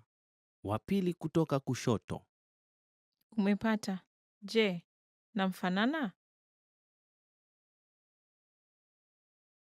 Mwanamume na mwanamke wanaongea huku wakitazama kura ya maoni inayohusu somo wanazopenda watoto. Ni chati gani inaonyesha matokeo ya watoto wa miaka 15? Hey, tazama nakala hii. Inahusu somo 3 zinazosifika kati ya watoto wa miaka 10 na wa 15. Lo, wacha nione. Lo, elimu ya mwili iko juu katika orodha ya watoto wa miaka 10. Elimu ya mwili bado inavuma. Ingawa nimesikia kuwa watoto wa siku hizi hutumia muda mchache kufanya spoti. Ndiyo, na mziki ilikuja kwa nafasi ya pili. Ndiyo, somo lililosifika kati ya miaka 15 ni historia. Ukifika umri wa 15, unakuwa na hamu ya somo tofauti kuliko wakati ambapo ulikuwa miaka 10. Ndiyo. Lo, siasa ilichukua nafasi ya pili. Masomo ya kompyuta iko kwa cheo cha 3, lakini haikukuwa somo ya shule tulipokuwa umri hiyo. Hata hivyo, ni somo gani la 3 lililosifika kati ya wanafunzi wa miaka 10? Wacha tuone. Lo, ni sanaa. Nashangaa ikiwa wanaunda vitu kutumia programu ya kompyuta hivi karibuni. Ni chati gani inaonyesha matokeo ya watoto wa miaka 15?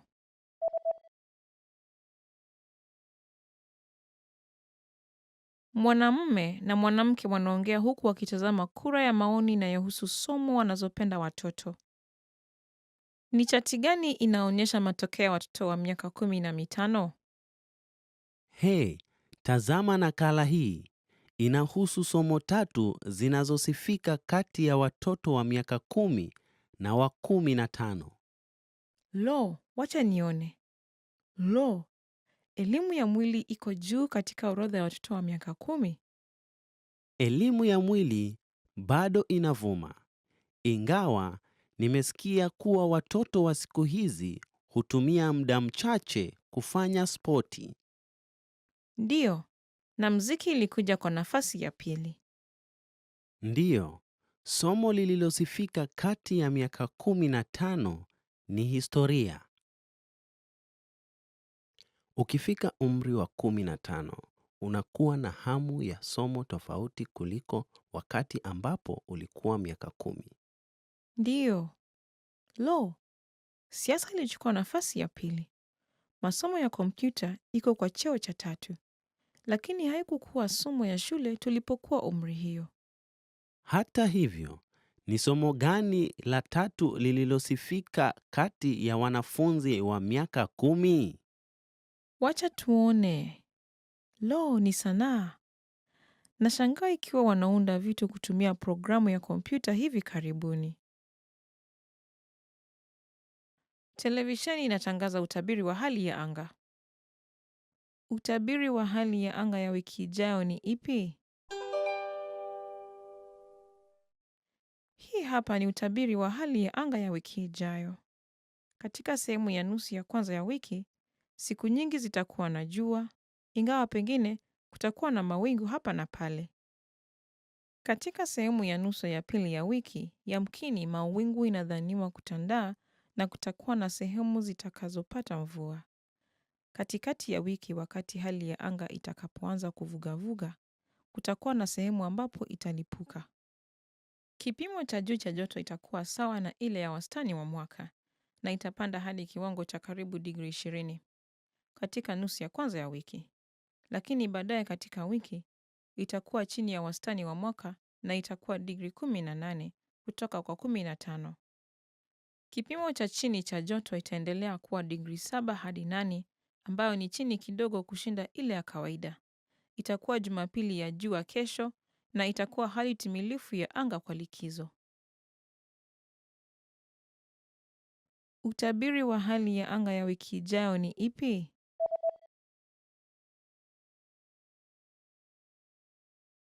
Televisheni inatangaza utabiri wa hali ya anga. Utabiri wa hali ya anga ya wiki ijayo ni ipi? Hii hapa ni utabiri wa hali ya anga ya wiki ijayo. Katika sehemu ya nusu ya kwanza ya wiki, siku nyingi zitakuwa na jua, ingawa pengine kutakuwa na mawingu hapa na pale. Katika sehemu ya nusu ya pili ya wiki, yamkini mawingu inadhaniwa kutandaa na kutakuwa na sehemu zitakazopata mvua. Katikati ya wiki, wakati hali ya anga itakapoanza kuvugavuga, kutakuwa na sehemu ambapo italipuka. Kipimo cha juu cha joto itakuwa sawa na ile ya wastani wa mwaka na itapanda hadi kiwango cha karibu digrii 20 katika nusu ya kwanza ya wiki. Lakini baadaye katika wiki itakuwa chini ya wastani wa mwaka na itakuwa digrii 18 kutoka kwa 15. Kipimo cha chini cha joto itaendelea kuwa digrii 7 hadi 8 ambayo ni chini kidogo kushinda ile ya kawaida. Itakuwa Jumapili ya jua kesho na itakuwa hali timilifu ya anga kwa likizo.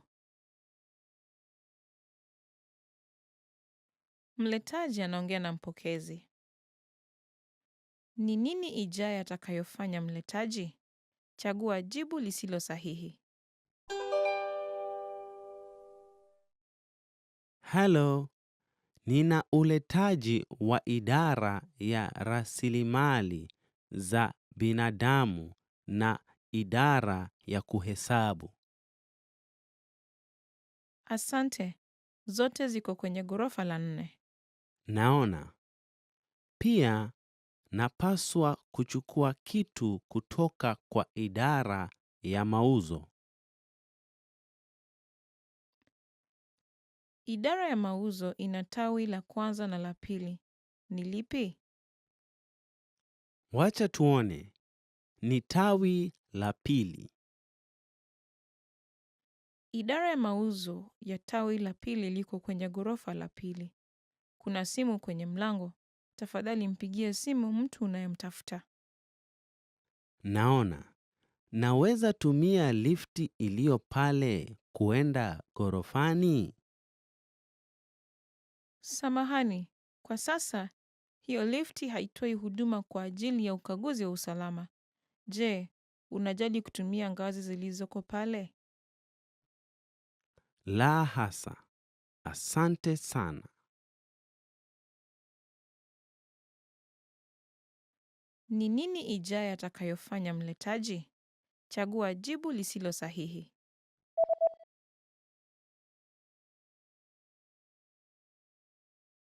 Mletaji anaongea na mpokezi.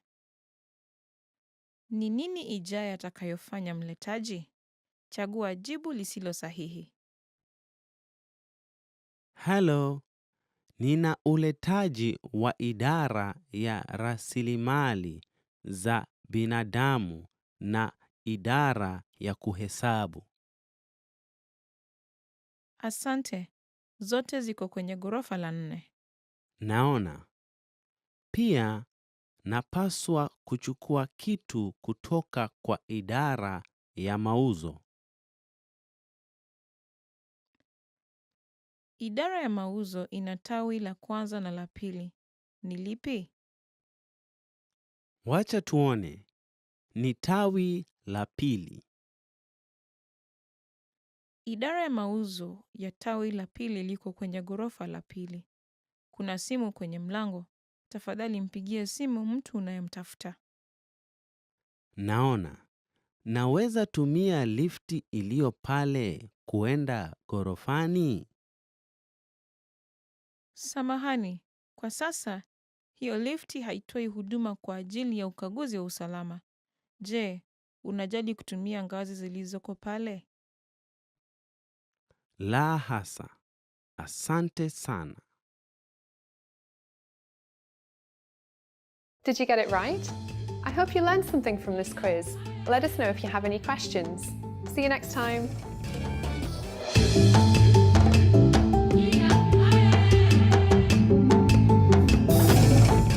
Hi everyone, I'm Gabriella.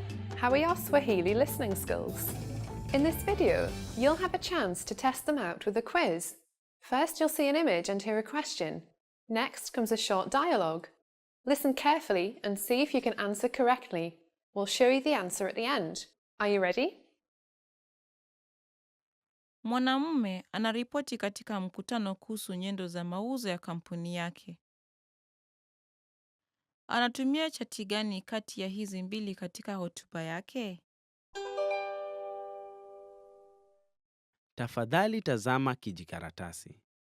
Chati ya kushoto inaonyesha mauzo ya kampuni yetu katika miaka 3 iliyopita na utabiri wa mauzo katika mwaka huu. Chati ya kulia inaonyesha mauzo katika miezi hadi mwezi wa Oktoba wa mwaka huu. Sasa tafadhali tazama chati ya kushoto. Inaonyesha vile mazao ilikuwa ikiongezeka kwa utaratibu katika miaka 3 iliyopita. Tukiweza kupandisha mauzo yetu, mauzo kwa jumla ya mwaka huu utaonyesha kuongezeka kutoka mwaka jana. Aidha, tazama chati ya pili. Inaonyesha kuwa kampeni tulizofanya Aprili na Agosti zilikuwa za manufaa. Naelewa, lakini mauzo yalipungua Mei na Septemba tukifuatilia makampeni. Ndiyo, lakini matukio kama haya hayawezi kuepukika. Natarajia mauzo ya kila mwaka katika mwaka huu kupanda ukilinganishwa na mwaka jana, ijapokuwa tutazidi kuongeza mauzo yetu. Anatumia chati gani kati ya hizi mbili katika hotuba yake?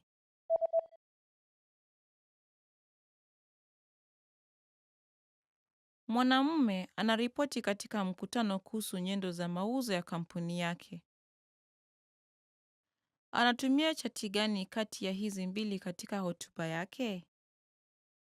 Tafadhali tazama kijikaratasi. Chati ya kushoto inaonyesha mauzo ya kampuni yetu katika miaka 3 iliyopita na utabiri wa mauzo katika mwaka huu. Chati ya kulia inaonyesha mauzo katika miezi hadi mwezi wa Oktoba wa mwaka huu. Sasa tafadhali tazama chati ya kushoto. Inaonyesha vile mazao ilikuwa ikiongezeka kwa utaratibu katika miaka 3 iliyopita. Tukiweza kupandisha mauzo yetu, Mauzo kwa jumla ya mwaka huu utaonyesha kuongezeka kutoka mwaka jana. Aidha, tazama chati ya pili. Inaonyesha kuwa kampeni tulizofanya Aprili na Agosti zilikuwa za manufaa. Naelewa, lakini mauzo yalipungua Mei na Septemba tukifuatilia makampeni. Ndiyo, lakini matukio kama haya hayawezi kuepukika. Natarajia mauzo ya kila mwaka katika mwaka huu kupanda ukilinganishwa na mwaka jana, ijapokuwa tutazidi kuongeza mauzo yetu. Mwanamume anajiunga na klabu ya michezo na kupata maelezo kuhusu sera zake. Ni aina gani ya wanachama atakayochagua? Wacha nianze kwa kueleza aina tofauti ya wanachama wa klabu yetu ilivyofafanuliwa katika kijikaratasi hii. Wanachama wa kawaida wanaweza kutumia pumziko na bwawa la kuogelea wakati wowote katika siku yoyote ya wiki. Lakini pia, tunapeana wanachama wa asubuhi mapema ambapo watu wanaweza kutumia vifaa asubuhi peke yake, na wanachama wa usiku kwa wale wanaotaka kuja usiku pekee. Masaa ya wanachama wa asubuhi mapema ni saa yapi? Wanachama wa asubuhi mapema wanaweza tumia vifaa kuanzia saa 12 asubuhi hadi saa 4 asubuhi, na wanachama wa usiku wanaweza kuzitumia kuanzia saa 12 jioni hadi saa 5 usiku. Naelewa, kwa hivyo wanachama wa asubuhi wanaweza simama hapa na kutumia vifaa hivi wakielekea kazini. Ndivyo. Wanachama wa asubuhi unasifika sana kwa watu wanaofanya kazi kuanzia saa 3 asubuhi hadi saa 11 jioni. Ningelipenda kutumia pumziko na bwawa la kuogelea. Nadhani nitatumia pumziko katika masaa ya asubuhi kabla ya kuenda kazini, katika masiku ya kawaida, na nitumie bwawa la kuogelea wikendi. Je, una chama unaokubali masaa ya asubuhi katika siku ya kawaida lakini siku nzima ya wikendi? Samahani bwana, lakini hatupeani wanachama kama huo. Sawa, sidhani nitaweza kuamka mapema katika wikendi. Kwa hivyo, nitachukua wanachama huu. Ni aina gani ya wanachama atakayochagua?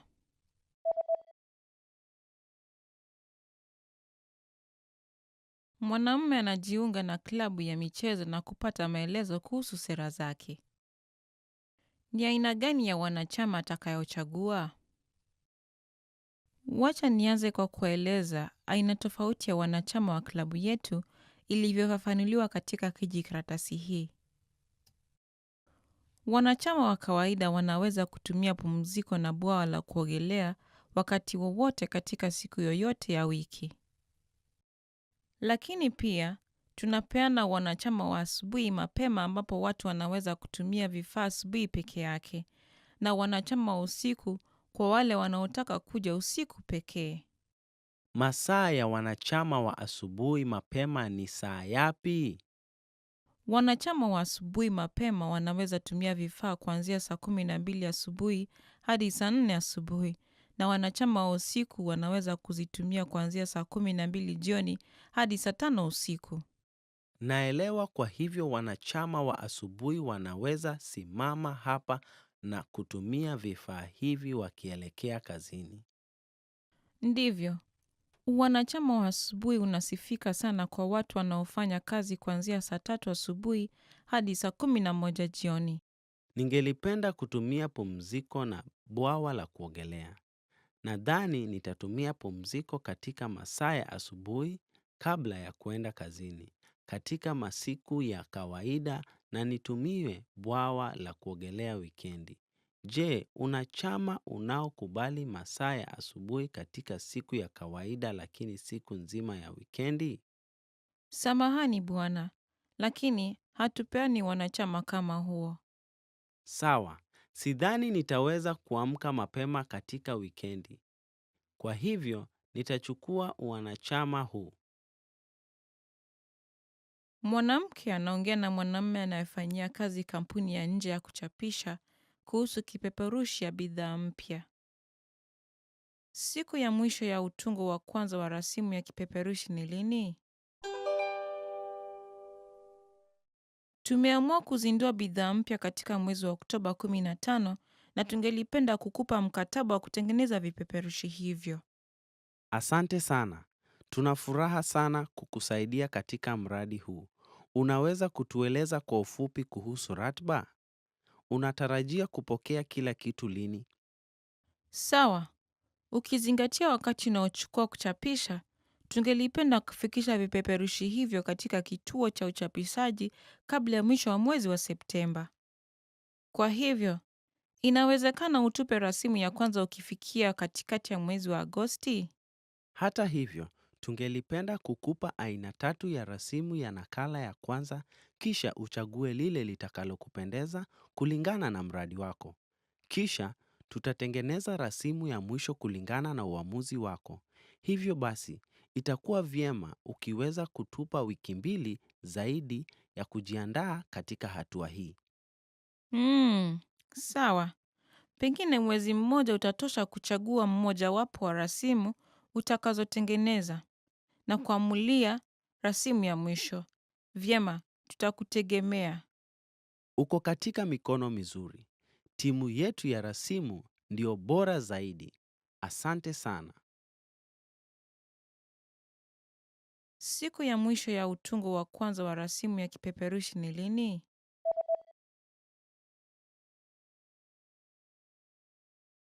Mwanamke anaongea na mwanamume anayefanyia kazi kampuni ya nje ya kuchapisha kuhusu kipeperushi ya bidhaa mpya. Siku ya mwisho ya utungo wa kwanza wa rasimu ya kipeperushi ni lini? Tumeamua kuzindua bidhaa mpya katika mwezi wa Oktoba 15 na tungelipenda kukupa mkataba wa kutengeneza vipeperushi hivyo. Asante sana. Tuna furaha sana kukusaidia katika mradi huu. Unaweza kutueleza kwa ufupi kuhusu ratiba? Unatarajia kupokea kila kitu lini? Sawa. Ukizingatia wakati unaochukua kuchapisha, tungelipenda kufikisha vipeperushi hivyo katika kituo cha uchapishaji kabla ya mwisho wa mwezi wa Septemba. Kwa hivyo, inawezekana utupe rasimu ya kwanza ukifikia katikati ya mwezi wa Agosti? Hata hivyo, tungelipenda kukupa aina 3 ya rasimu ya nakala ya kwanza, kisha uchague lile litakalokupendeza kulingana na mradi wako. Kisha, tutatengeneza rasimu ya mwisho kulingana na uamuzi wako. Hivyo basi, itakuwa vyema ukiweza kutupa wiki 2 zaidi ya kujiandaa katika hatua hii. Sawa. Pengine mwezi mmoja utatosha kuchagua mmojawapo wa rasimu utakazotengeneza na kuamulia rasimu ya mwisho. Vyema, tutakutegemea. Uko katika mikono mizuri. Timu yetu ya rasimu ndio bora zaidi. Asante sana. Mwanamke anapiga simu kuhifadhi tiketi ya tamthilia. Alipata viti gani 2? Hello. Hili ni chumba cha michezo cha Black Friars. Naweza kukusaidia? Ningelipenda kupata tiketi 2 ya King Lear saa 11:30 jioni wa leo. Je, bado una viti zinazoweza kupatikana? Tuna nafasi chache zilizobaki. Samahani, lakini hatuna viti vinavyofuatana. Hata hivyo, ukipenda tunaweza kupa viti 2 tofauti. Sawa, hatujali. Je, una jambo lingine la kuuliza? Je, una viti vyovyote vya njia? Ndiyo. Tuna kiti karibu na njia katika upande wa kushoto sehemu ya katikati. Na kulia kwake, baada ya viti 3, kuna kiti kingine wazi. Katika sehemu ya upande? Sawa, hivyo basi nipe hicho kiti. Hakika. Je, na kile kingine? Una kiti karibu na sehemu ya kati? Viti vilivyobaki ni kutoka mstari wa kwanza hadi wa 3. Sijali sana kuhusu kutemewa mate na waigizaji. Kwa hivyo, Chumba hiki ni kidogo. Nadhani utaweza penda tamthilia hii hata ukiwa mwisho wa mstari wa upande. Kweli. Kwa hivyo, nitachukua kile ulichotaja mbeleni katika sehemu ya kushoto. Alipata viti gani mbili?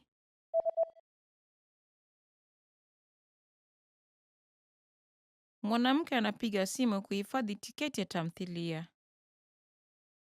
Alipata viti gani mbili? Hello, hili ni chumba cha michezo cha Black Friars. Naweza kukusaidia? Ningelipenda kupata tiketi mbili ya King Lear saa 11:30 jioni wa leo. Je, bado una viti zinazoweza kupatikana? Tuna nafasi chache zilizobaki. Samahani, lakini hatuna viti vinavyofuatana. Hata hivyo, ukipenda tunaweza kupa viti mbili tofauti. Sawa, hatujali. Je, una jambo lingine la kuuliza? Je, una viti vyovyote vya njia? Ndiyo, tuna kiti karibu na njia katika upande wa kushoto sehemu ya katikati. Na kulia kwake, baada ya viti 3, kuna kiti kingine wazi. Katika sehemu ya upande? Sawa, hivyo basi nipe hicho kiti. Hakika. Je, na kile kingine? Una kiti karibu na sehemu ya kati? Viti vilivyobaki ni kutoka mstari wa kwanza hadi wa 3. Sijali sana kuhusu kutemewa mate na waigizaji. Kwa hivyo, Chumba hiki ni kidogo. Nadhani utaweza penda tamthilia hii hata ukiwa mwisho wa mstari wa upande. kweli. Kwa hivyo, nitachukua kile ulichotaja mbeleni katika sehemu ya kushoto. Mwanamume na mwanamke wanaongea kuhusu kujiandaa kwa hotuba watakayokuwa nayo kesho katika ofisi yao. Baada ya maongezi haya, mwanamke atachunguza nini? Sawa. Nadhani tuko karibu tayari kufanya hotuba kesho. Vitu chache tu vya kuzingatia. Mkutano utaanza saa 3 kamili. Kwa hivyo, waweza kukagua chumba cha mkutano tena leo? Vyema, nimekagua chumba hicho. Vizuri sana. Je, ulihakikisha kuwa projekta inafanya kazi vizuri? Oh, nilitarajia kukagua projekta kesho asubuhi nikiwa na kompyuta yangu. La, ni lazima tukalikague leo. Hatutakuwa na nafasi ya kurekebisha ikiwa itakuwa na shida.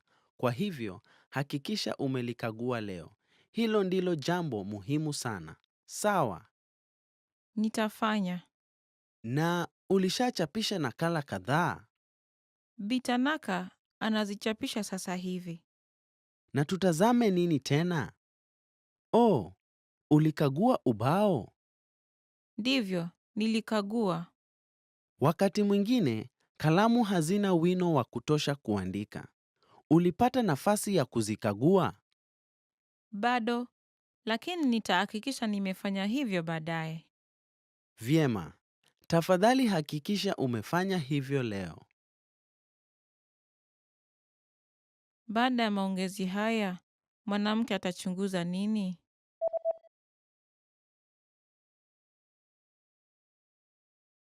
Mwanamume na mwanamke wanaongea kuhusu kujiandaa kwa hotuba watakayokuwa nayo kesho katika ofisi yao.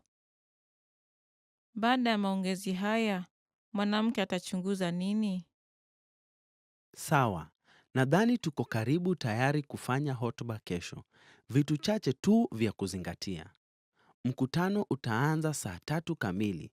Kwa hivyo, waweza kukagua chumba cha mkutano tena leo? Vyema, nimekagua chumba hicho. Vizuri sana. Je, ulihakikisha kuwa projekta inafanya kazi vizuri?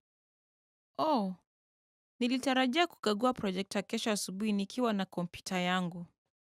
La, ni lazima tukalikague leo. Hatutakuwa na nafasi ya kurekebisha ikiwa itakuwa na shida.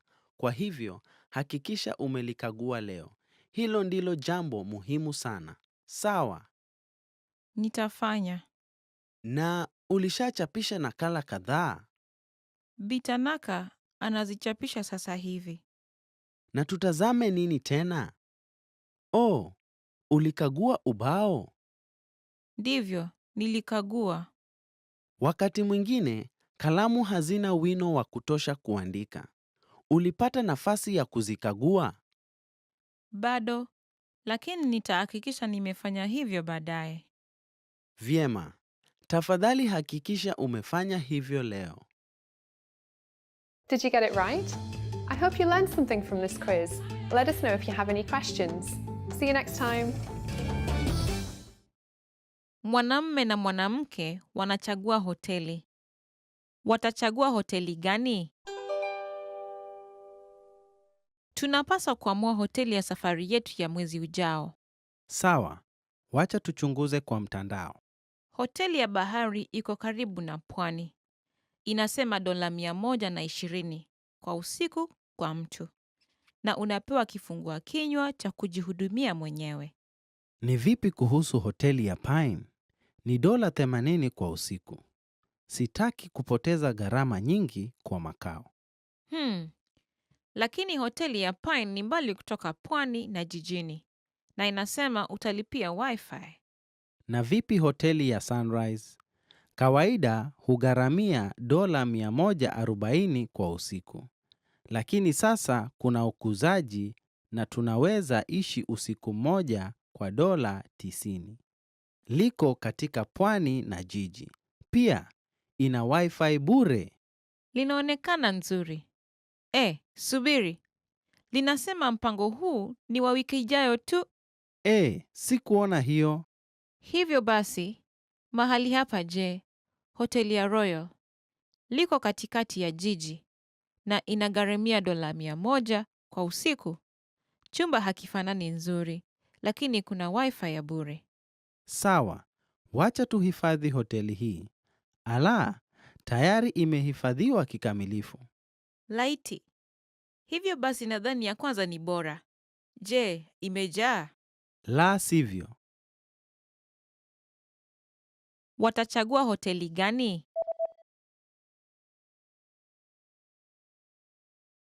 Mwanamume na mwanamke wanachagua hoteli. Watachagua hoteli gani? Tunapaswa kuamua hoteli ya safari yetu ya mwezi ujao. Sawa, wacha tuchunguze kwa mtandao. Hoteli ya bahari iko karibu na pwani. Inasema $120 kwa usiku kwa mtu. Na unapewa kifungua kinywa cha kujihudumia mwenyewe. Ni vipi kuhusu hoteli ya Pine? Ni $80 kwa usiku. Sitaki kupoteza gharama nyingi kwa makao. Lakini hoteli ya Pine ni mbali kutoka pwani na jijini. Na inasema utalipia wifi. Na vipi hoteli ya Sunrise? Kawaida hugharamia $140 kwa usiku.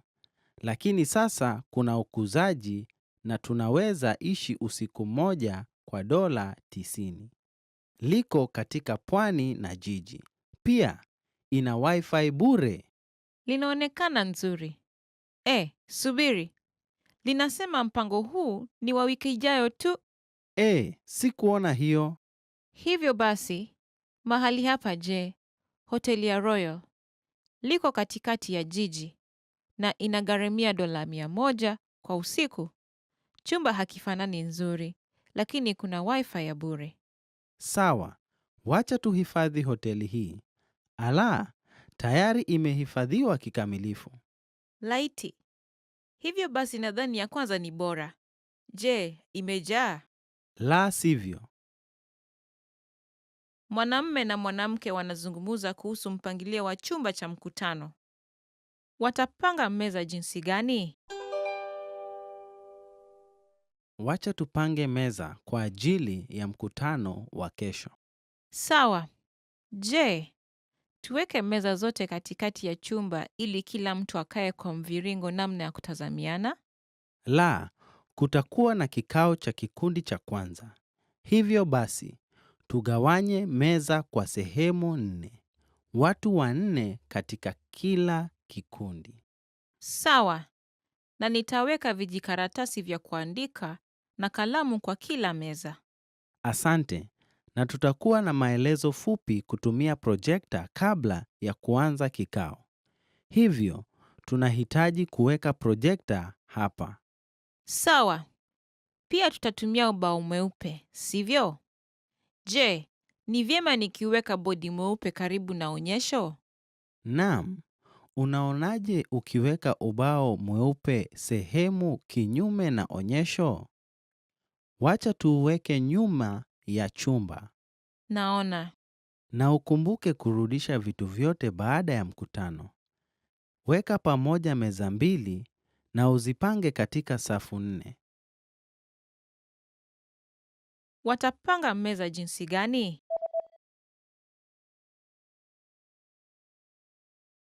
Mwanamume na mwanamke wanazungumza kuhusu mpangilio wa chumba cha mkutano. Watapanga meza jinsi gani? Wacha tupange meza kwa ajili ya mkutano wa kesho. Sawa. Je, tuweke meza zote katikati ya chumba ili kila mtu akae kwa mviringo namna ya kutazamiana? La, kutakuwa na kikao cha kikundi cha kwanza. Hivyo basi, tugawanye meza kwa sehemu 4. Watu 4 katika kila kikundi. Sawa. Na nitaweka vijikaratasi vya kuandika na kalamu kwa kila meza. Asante, na tutakuwa na maelezo fupi kutumia projekta kabla ya kuanza kikao. Hivyo, tunahitaji kuweka projekta hapa. Sawa. Pia tutatumia ubao mweupe, sivyo? Je, ni vyema nikiweka bodi mweupe karibu na onyesho? Naam, unaonaje ukiweka ubao mweupe sehemu kinyume na onyesho? Wacha tuuweke nyuma ya chumba. Naona. Na ukumbuke kurudisha vitu vyote baada ya mkutano. Weka pamoja meza mbili na uzipange katika safu 4. Mwanamume na mwanamke wanaongea kuhusu vifaa vya ofisi. Mwanamume ataagiza nini? Unahitaji kuangalia store ya vifaa vya ofisi yetu na uagize vitu tunavyohitaji mara moja kwa mwezi. Hebu tuangalie pamoja wakati huu kutumia orodha hii. Asante. Hebu basi tuanze na karatasi. Inaonekana kama kuna sanduku moja tu iliyobaki. Sisi hutumia karatasi nyingi kila siku. Kwa hivyo, tuagize sanduku zingine 2. Sawa. Rangi ya wino inaisha kwa printer. Tuagize hiyo. Oh, hiyo si tatizo kwa sababu hatuchapishi nyaraka kwa rangi. Huchapishi? Sawa. Ni kana kwamba kalamu ya wino ya ubao mweupe unaisha wino. Ndiyo, hizo zinapaswa kubadilisha. Tunapata punguzo tukiagiza seti za kalamu 5. Hivyo basi, tufanye hivyo. Sawa.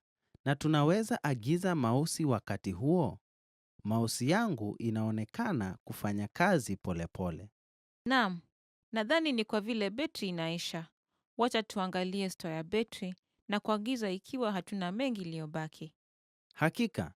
Naam. Tuna betri 3 hapa. Unaweza chukua hizi 2 kwa mouse yako, lakini nunua pakiti 6 za betri kuzirudisha. Mwanamume ataagiza nini?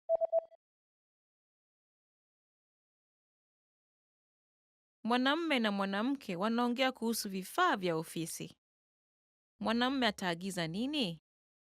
Unahitaji kuangalia store ya vifaa vya ofisi yetu na uagize vitu tunavyohitaji mara moja kwa mwezi. Hebu tuangalie pamoja wakati huu kutumia orodha hii. Asante. Hebu basi tuanze na karatasi. Inaonekana kama kuna sanduku moja tu iliyobaki. Sisi hutumia karatasi nyingi kila siku. Kwa hivyo, tuagize sanduku zingine 2. Sawa. Rangi ya wino inaisha kwa printer. Tuagize hiyo. Oh, hiyo si tatizo kwa sababu hatuchapishi nyaraka kwa rangi. Huchapishi? Sawa. Ni kana kwamba kalamu ya wino ya ubao mweupe unaisha wino. Ndiyo, hizo zinapaswa kubadilisha. tunapata punguzo tukiagiza seti za kalamu 5. Hivyo basi, tufanye hivyo. Sawa, na tunaweza agiza mausi wakati huo? Mausi yangu inaonekana kufanya kazi polepole. Naam, nadhani ni kwa vile betri inaisha. Wacha tuangalie store ya betri na kuagiza ikiwa hatuna mengi iliyobaki.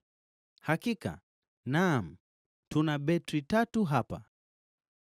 Unaweza chukua hizi 2 kwa mouse yako, lakini nunua pakiti 6 za betri kuzirudisha.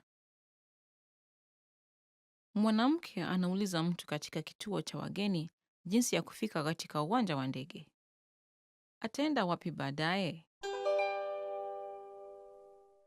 Samahani, ningelipenda kwenda kwa uwanja wa ndege. Unaweza kunieleza jinsi ya kufika huko? Hakika, kuna njia chache ya kufika huko. Ukitumia basi moja, itakuchukua karibu saa 1:30 kwa uwanja wa ndege. Lakini, bei ndio la chini kabisa. Ukitumia basi ya namba 2, itachukua karibu dakika 50 kwa sababu ni basi isiyosimama, lakini inatoka mara moja kwa saa. Ni ghali kidogo. Naelewa. Na teksi je? Ndiyo, kuna jukwaa la teksi mbele ya kituo hiki cha mgeni. Na inachukua karibu saa 1. Lakini itakuwa ghali zaidi kuliko besi kwa sababu wanatumia njia kuu na wanalipisha zaidi kwa mizigo kubwa. Ala, sikuwa natarajia hivyo. Ni ghali sana kwangu. Jambo lingine, je, ulinunua kitu chochote katika shopping plaza wakati wa kuishi kwako? Wao hutoa huduma saidizi ya huduma ya shuttle kutoka shopping plaza hadi uwanja wa ndege kwa wateja walionunua. Ala, sikujua hiyo. Bado sijanunua. Hata hivyo, nilikuwa naenda kununua zawadi. Basi unaweza kutumia hiyo. Ataenda wapi baadaye?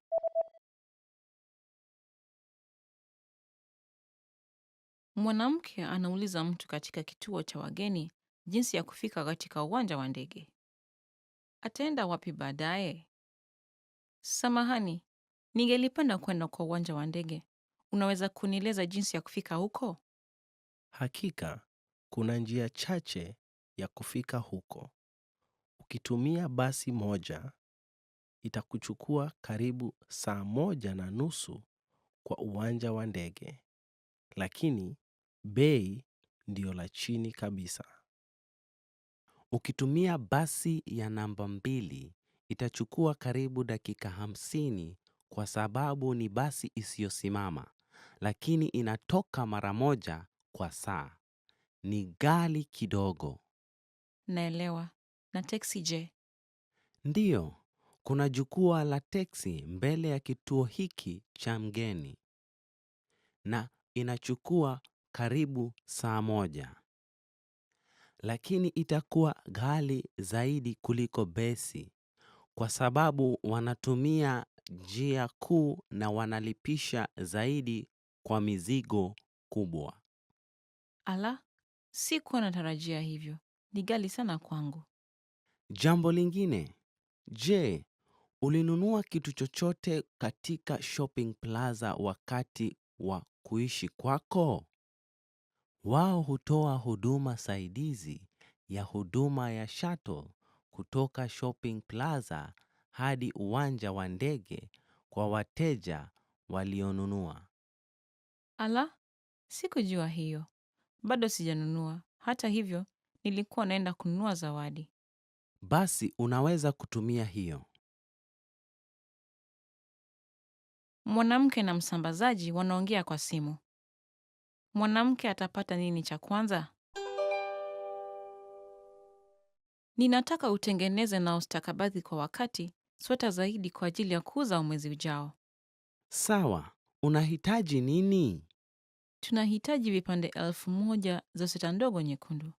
na vipande 400 za sweta nyekundu za umbo wa kati. Na pia tunahitaji vipande 600 za sweta ndogo za kijani na vipande 200 za sweta za kijani za umbo wa kati kabla ya mwisho wa mwezi huu. Sweta nyekundu na ya kijani. Kwa kweli, tunapungua kwa uzi wa kijani na inatupaswa tuzipate kutoka kwa wasambazaji wengine.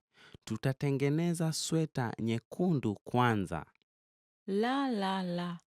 Tunapaswa kustakabadhi sweta nyekundu na kijani pamoja. Kwa hivyo, tafadhali tengeneza sweta nyingi kijani uwezavyo. Sawa, nadhani tunaweza kutengeneza vipande 200 ya sweta ya kijani kwa sasa. Unahitaji umbo ipi kwanza? Tunahitaji ndogo kwanza. Tuwie radhi kwa kuarifu kwa muda mfupi. Hata hivyo, tunahitaji msaada wako. Sawa, tutafanya tuwezavyo. Tutastakabadhi sweta kijani na sweta zote nyekundu. Mwanamke atapata nini cha kwanza?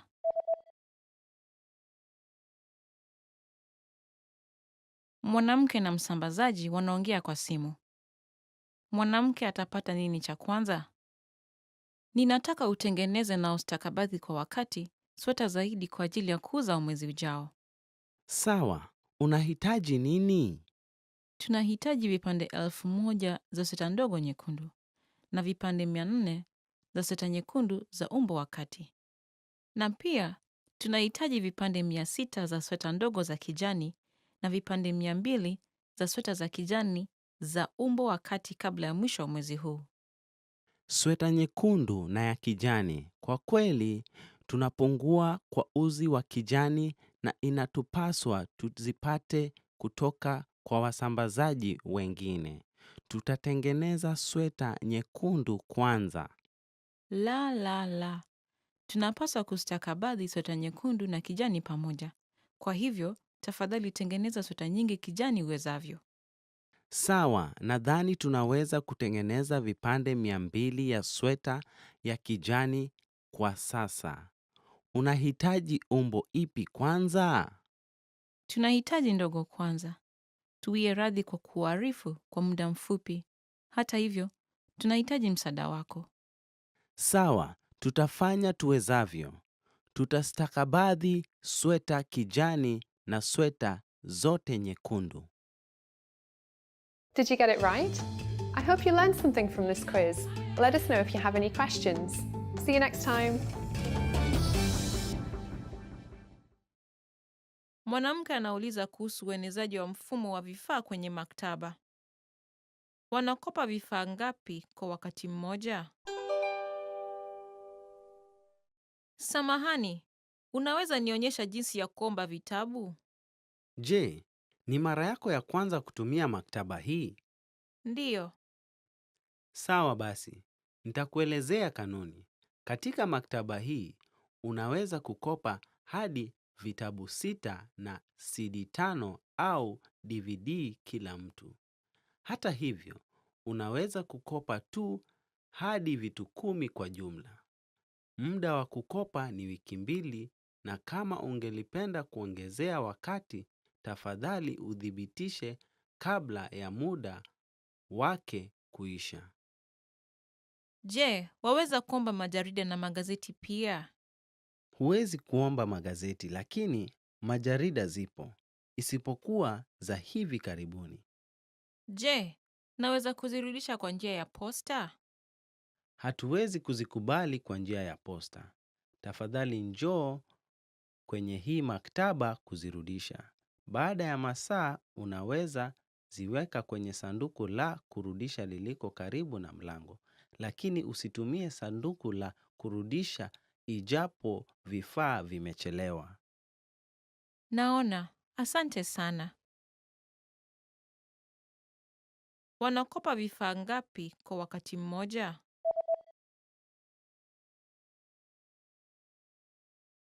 Mwanamke anauliza kuhusu uenezaji wa mfumo wa vifaa kwenye maktaba.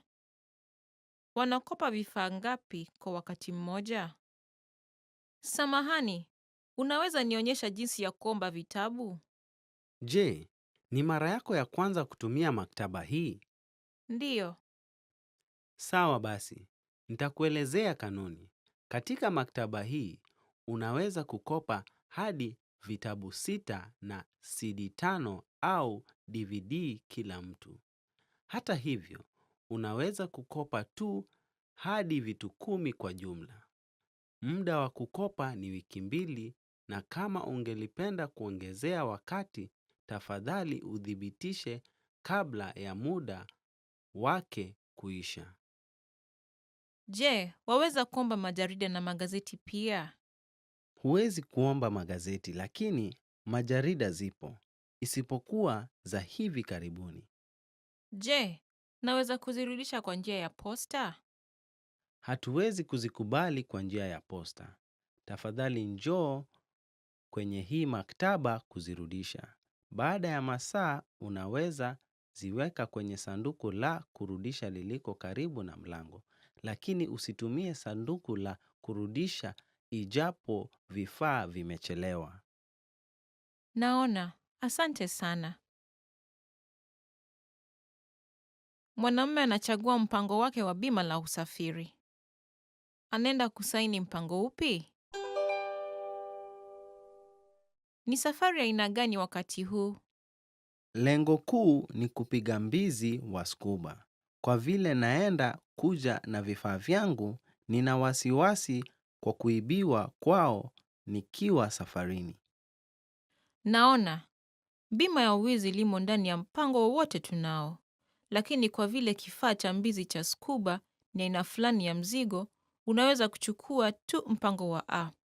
Au unaweza ongezea mkataba maalum kuhusu vifaa vya mbizi vya scuba kwa mipango mingine. Mpango wa A ndilo ghali zaidi, sivyo? Kuna tofauti kati ya mpango wa B na C. Sawa. Kwa mfano, ikitokea uishi katika hospitali ya ng'ambo, mpango wa B inafinikizia tiketi ya familia yako kuja kukuona. Mpango wa C hauna. Naona, nikiongeza mkataba spesheli kwa mpango wa B au C kwa ajili ya kifaa cha mbizi cha scuba, hautakuwa ghali sana kushinda mpango wa A. Hiyo itafanya mpango wa B kuwa ghali kidogo, lakini kufanya mpango wa C kuwa wa bei nafuu. Hata hivyo, je, kunayo mpango wowote wa bei nafuu kuliko mpango wa C? Ndiyo, tuna mpango wa D, lakini haifinikizi gharama ya malazi iwapo ndege itachelewa au kubatilishwa. Kwa hivyo, hatupendekezi mpango huu. Naona. Nakubali kuwa nahitaji kufinikizwa, lakini sidhani nahitaji finikizo za tiketi za familia yangu. Kwa hivyo, nitachukua mpango huu kuongezea mpango spesheli. Anaenda kusaini mpango upi?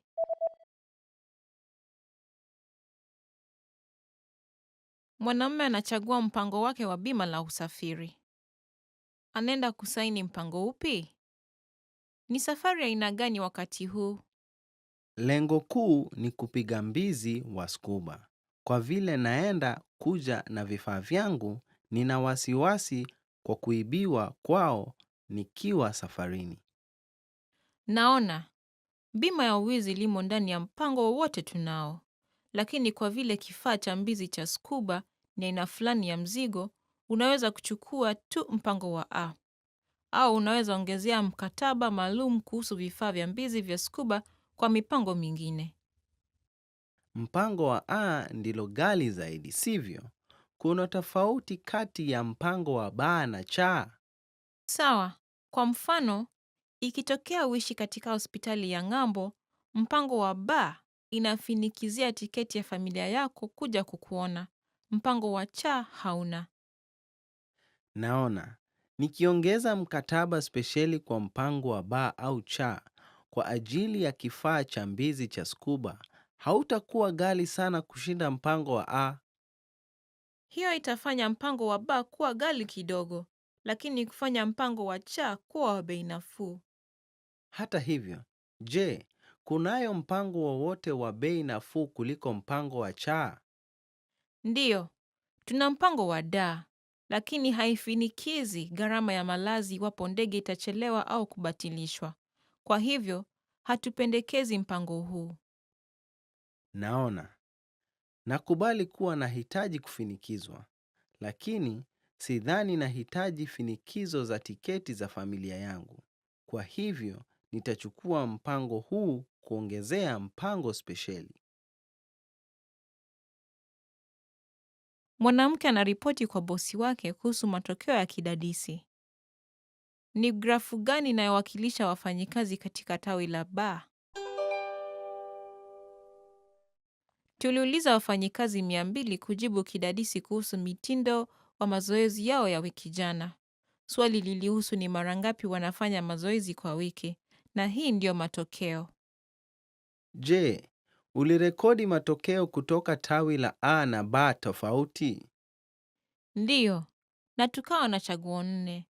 Chini ya saa 1, masaa karibu 1 hadi 2, masaa karibu 3 hadi 5, na masaa 6 au zaidi. Kwa hivyo, tawi zote mbili walijibu karibu saa 1 hadi saa 2 zaidi. Inaonekana kana kwamba wao hufanya zoezi mara 1 kwa wiki. Ndiyo, chaguo la pili kuongoza ilikuwa masaa karibu 3 hadi masaa 5 kwa tawi la A, lakini chini ya saa 1 kwa tawi la B. Hata si 10% ya wafanyikazi wa tawi la B hufanya mazoezi kwa zaidi ya masaa 6. Ndivyo. Hivyo nilikuwa nafikiri kuandaa tukio ya michezo ambayo mtu yeyote anaweza kujiunga kwa urahisi. Hilo ni wazo nzuri.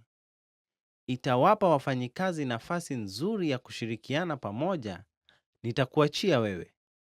Sawa, nitafanya niwezavyo. Ni grafu gani inayowakilisha wafanyikazi katika tawi la B?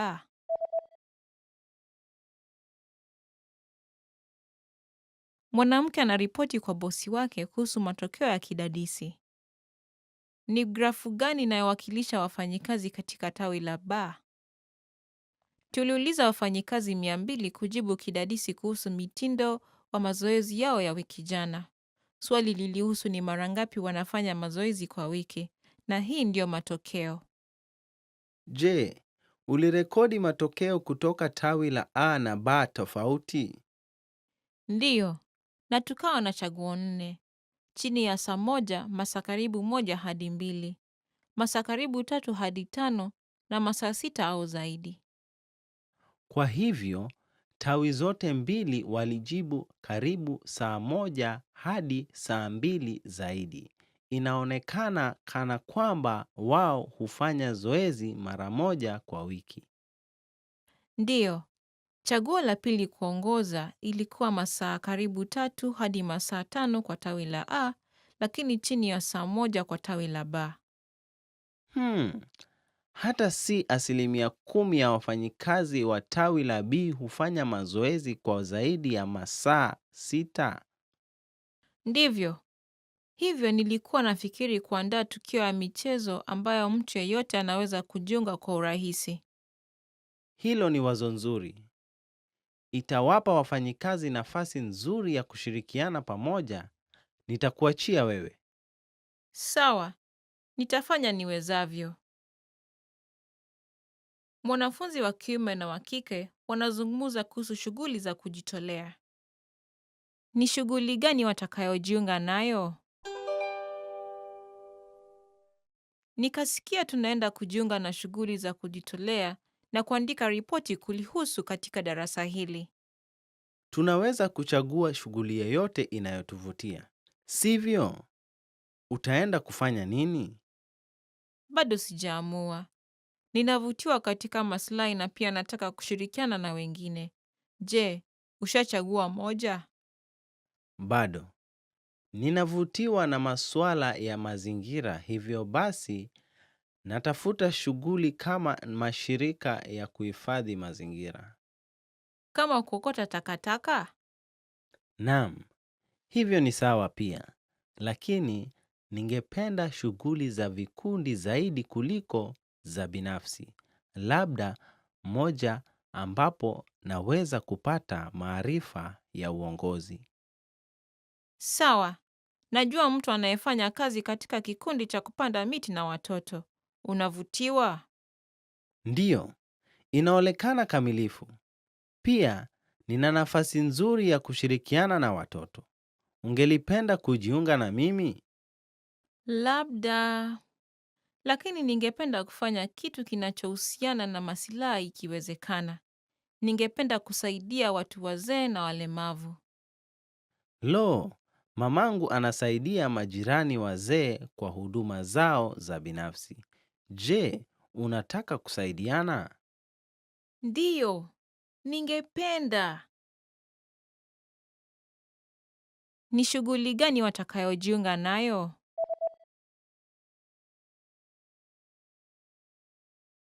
Mwanafunzi wa kiume na wa kike wanazungumza kuhusu shughuli za kujitolea. Ni shughuli gani watakayojiunga nayo? Nikasikia tunaenda kujiunga na shughuli za kujitolea na kuandika ripoti kulihusu katika darasa hili. Tunaweza kuchagua shughuli yoyote inayotuvutia, sivyo? Utaenda kufanya nini? Bado sijaamua. Ninavutiwa katika maslahi na pia nataka kushirikiana na wengine. Je, ushachagua moja? Bado. Ninavutiwa na masuala ya mazingira, hivyo basi natafuta shughuli kama mashirika ya kuhifadhi mazingira. Kama kuokota takataka? Naam, hivyo ni sawa pia. Lakini ningependa shughuli za vikundi zaidi kuliko za binafsi. Labda moja ambapo naweza kupata maarifa ya uongozi. Sawa. Najua mtu anayefanya kazi katika kikundi cha kupanda miti na watoto. Unavutiwa? Ndiyo, inaonekana kamilifu. Pia, nina nafasi nzuri ya kushirikiana na watoto. Ungelipenda kujiunga na mimi?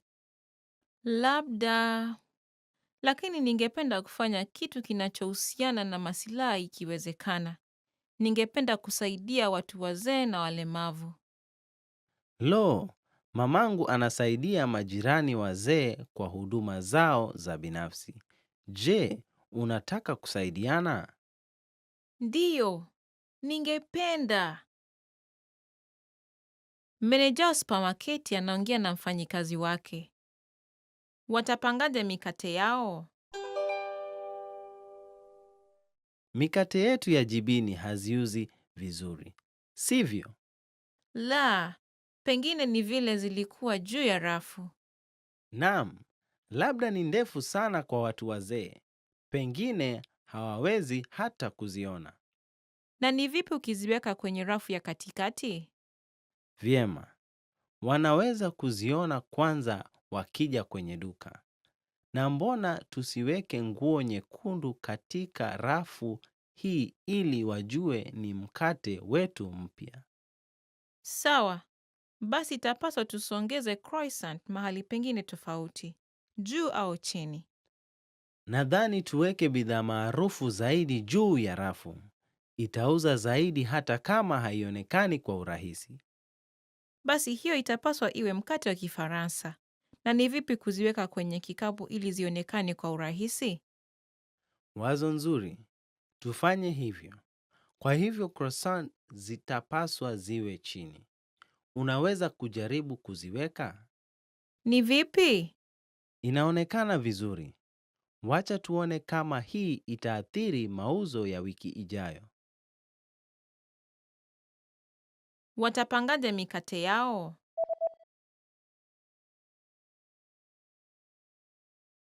Meneja wa supermarketi anaongea na mfanyikazi wake. Watapangaje mikate yao? Mikate yetu ya jibini haziuzi vizuri, sivyo? La, pengine ni vile zilikuwa juu ya rafu. Naam, labda ni ndefu sana kwa watu wazee. Pengine hawawezi hata kuziona. Na ni vipi ukiziweka kwenye rafu ya katikati? Vyema, wanaweza kuziona kwanza wakija kwenye duka. Na mbona tusiweke nguo nyekundu katika rafu hii ili wajue ni mkate wetu mpya. Sawa. Basi itapaswa tusongeze croissant mahali pengine tofauti, juu au chini.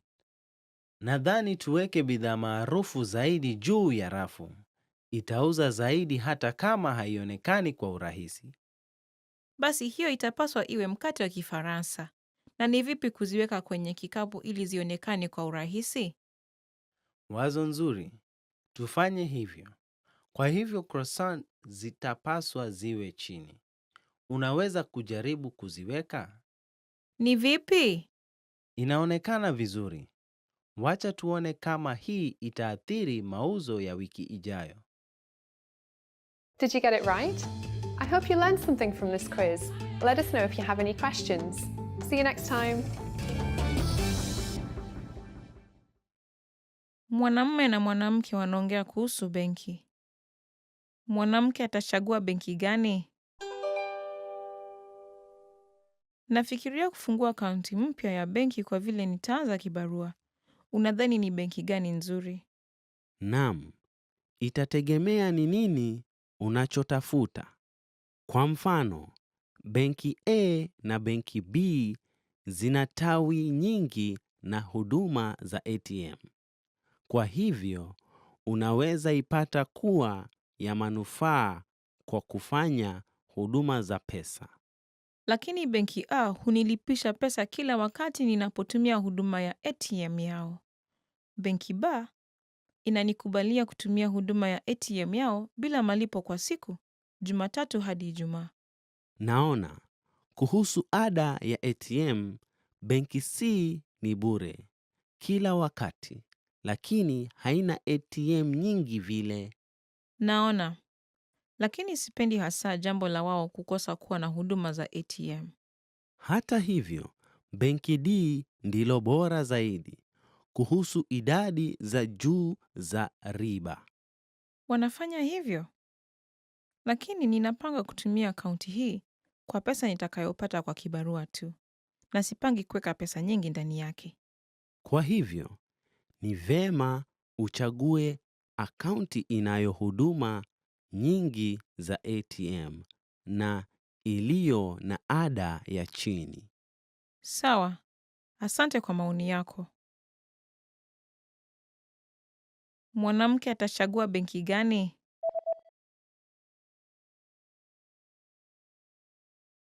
Mwanamume na mwanamke wanaongea kuhusu benki. Mwanamke atachagua benki gani?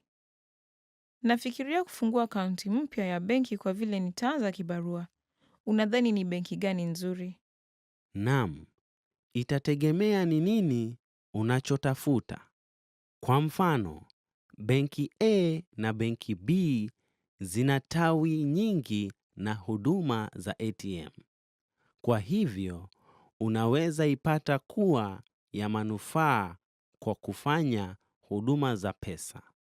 Lakini benki A hunilipisha pesa kila wakati ninapotumia huduma ya ATM yao. Benki B inanikubalia kutumia huduma ya ATM yao bila malipo kwa siku, Jumatatu hadi Ijumaa. Naona, kuhusu ada ya ATM, benki C ni bure kila wakati, lakini haina ATM nyingi vile. Naona, lakini sipendi hasa jambo la wao kukosa kuwa na huduma za ATM. Hata hivyo, benki D ndilo bora zaidi kuhusu idadi za juu za riba. Wanafanya hivyo? Lakini ninapanga kutumia akaunti hii kwa pesa nitakayopata kwa kibarua tu, na sipangi kuweka pesa nyingi ndani yake. Kwa hivyo, ni vema uchague akaunti inayo huduma nyingi za ATM na iliyo na ada ya chini. Sawa, asante kwa maoni yako.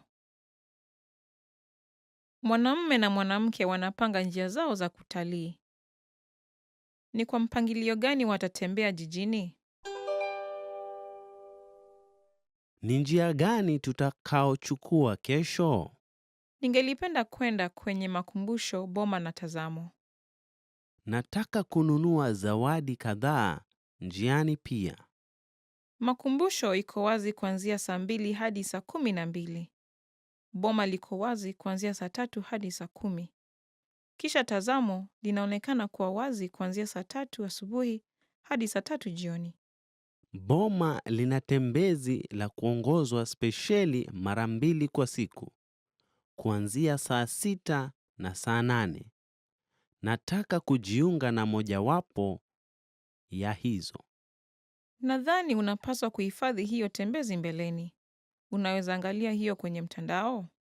Ndiyo. Ala, linaloanza saa 6 limeshahifadhiwa. Je, itakuwa vyema kuhifadhi lile linaloanza saa 8? Hakika. Tunaweza ungana na hiyo baada ya chakula cha mchana. Kisha, unataka kwenda Waui kwanza kwa makumbusho au kwa mtazamo? Ningelipenda kuona tazamo la usiku. Je, ni vipi tukikaa kwenye boma hadi saa 10 na kisha twende kwenye tazamo baada ya kuchwa? Wazo bora. Sawa. Wacha tukule chakula cha mchana kwenye mgahawa ndani ya makumbusho. Kisha, tunaweza kwenda kununua zawadi kabla utembezi wa boma haujaanza. Hakikisha inaonekana kama mpango kamili. Ni kwa mpangilio gani watatembea jijini?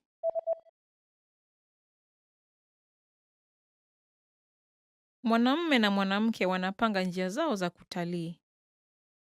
Ni kwa mpangilio gani watatembea jijini? Ni njia gani tutakaochukua kesho? Ningelipenda kwenda kwenye makumbusho, boma na tazamo. Nataka kununua zawadi kadhaa njiani pia. Makumbusho iko wazi kuanzia saa 2 hadi saa 12. Boma liko wazi kuanzia saa 3 hadi saa 10. Kisha tazamo linaonekana kuwa wazi kuanzia saa 3 asubuhi hadi saa 3 jioni. Boma lina tembezi la kuongozwa spesheli mara 2 kwa siku, kuanzia saa 6 na saa 8. Nataka kujiunga na mojawapo ya hizo. Nadhani unapaswa kuhifadhi hiyo tembezi mbeleni. Unaweza angalia hiyo kwenye mtandao? Ndiyo. Ala, linaloanza saa 6 limeshahifadhiwa. Je, itakuwa vyema kuhifadhi lile linaloanza saa 8? Hakika. Tunaweza ungana na hiyo baada ya chakula cha mchana. Kisha, unataka kwenda Waui kwanza kwa makumbusho au kwa mtazamo? Ningelipenda kuona tazamo la usiku. Je, ni vipi tukikaa kwenye boma hadi saa 10 na kisha twende kwenye tazamo baada ya kuchwa? Wazo bora. Sawa. Wacha tukule chakula cha mchana kwenye mgahawa ndani ya makumbusho. Kisha, tunaweza kwenda kununua zawadi kabla utembezi wa boma haujaanza. Hakikisha inaonekana kama mpango kamili. Mwanamume anayefanyia kazi tawi la miundo anaongea na mwenzake kutoka timu ya R na D. Chagua furushi sahihi ya bidhaa. Tungelipenda uunde furushi ya bidhaa yetu mpya ya chokleti.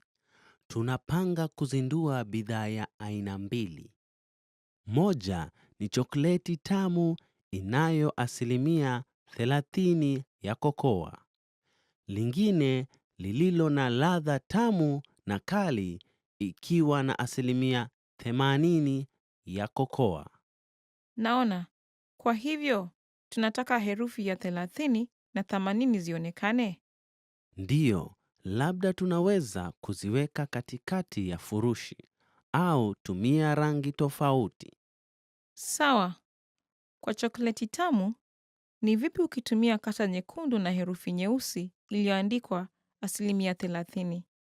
Na kwa zile tamu na kali, tunaweza kutumia kata nyeusi na herufi nyekundu inayosema asilimia 80. Sawa.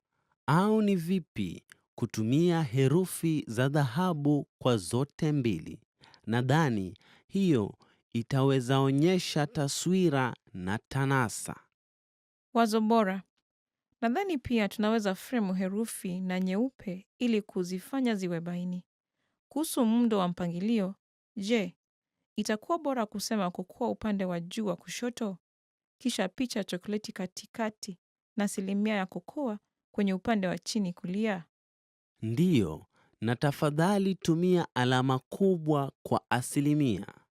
Ningelipenda pia iandikwe kutumia alama tofauti na jina la bidhaa, na hakikisha zimekozwa. Nimeelewa. Tutakutumia barua pepe furushi zenyewe zikiwa tayari. Unazihitaji lini? Ikiwezekana, unaweza zitengeneza kabla ya mwisho wa wiki hii. Kabla ya mwisho wa wiki hii. Sawa. Tutajaribu tuwezavyo. Chagua furushi sahihi ya bidhaa.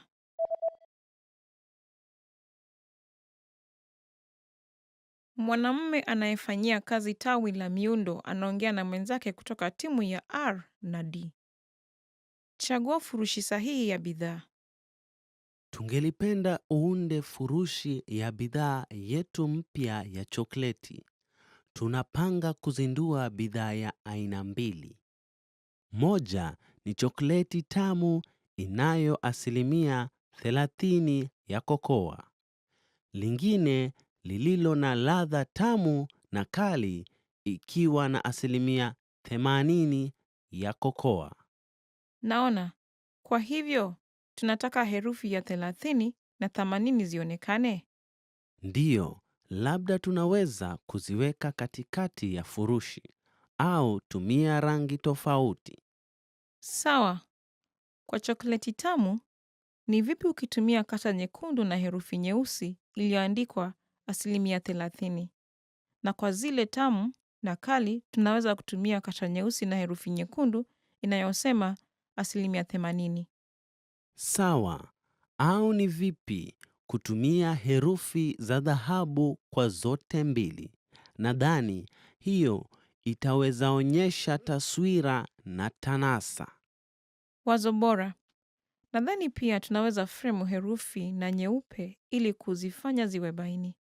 Kuhusu muundo wa mpangilio, je, itakuwa bora kusema kukua upande wa juu wa kushoto, kisha picha chokoleti katikati na asilimia ya kokoa kwenye upande wa chini kulia? Ndiyo, na tafadhali tumia alama kubwa kwa asilimia. Ningelipenda pia iandikwe kutumia alama tofauti na jina la bidhaa, na hakikisha zimekozwa. Nimeelewa. Tutakutumia barua pepe furushi zenyewe zikiwa tayari. Unazihitaji lini? Ikiwezekana, unaweza zitengeneza kabla ya mwisho wa wiki hii. Kabla ya mwisho wa wiki hii. Sawa. Tutajaribu tuwezavyo. Wafanyikazi katika duka la kahawa wanaongea kuhusu mauzo yao. Chagua grafu wanayotazama. Tulikuwa na mauzo bora kutoka Disemba hadi Februari. Ndiyo, vitu vilivyotolewa kwa viwango vya chini vilifanya vizuri sana. Lakini ninahofia kuwa bidhaa mpya iliyozinduliwa katika mwezi wa Machi haikuuza vizuri na kisha kukokota mauzo ya mwezi huo. Tulikuwa na mauzo ya polepole katika mwezi wa Oktoba na Machi. Kwa ujumla, mauzo yetu ilikuwa inapanda kwa utaratibu, lakini mauzo ya Oktoba ndiyo ilikuwa mauzo mbaya zaidi ya mwezi katika nusu ya pili ya mwaka. Unaona, tulikuwa na mshindani aliyefungua maduka ya kahawa katika ujirani huu katika mwezi wa Oktoba na wakawashawishi wateja wetu mbeleni. Ninafarijika kuona wateja wetu wakirudi. Ndiyo, data ya wateja wetu ukitazama jinsia na umri inaonyesha kuwa zaidi ya nusu ya wateja wetu ni wanawake katika miaka 20 na 30. Hii inamaanisha itatubidi tukuje na wazo mpya ya kampeni ya kuwawezesha wateja hawa kuendelea kukuja. Kando ya bidhaa vyetu vya kawaida vya kahawa, tunaweza jaribu kuuza vyakula kadhaa vya kando. Ndiyo, lakini 20% ya wateja wetu ni wanaume kati ya miaka 20 na 30. Kwa hivyo, tunahitaji kufikiria kuhusu huduma zinazowapendeza pia. Naona, kwa mfano, huduma bure ya Wi-Fi inaweza kuwa nzuri kwa wanabiashara. Naona, wacha tufikirie kulihusu. Chagua grafu wanayotazama.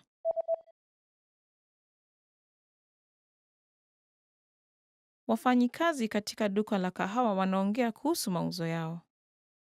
Chagua grafu wanayotazama.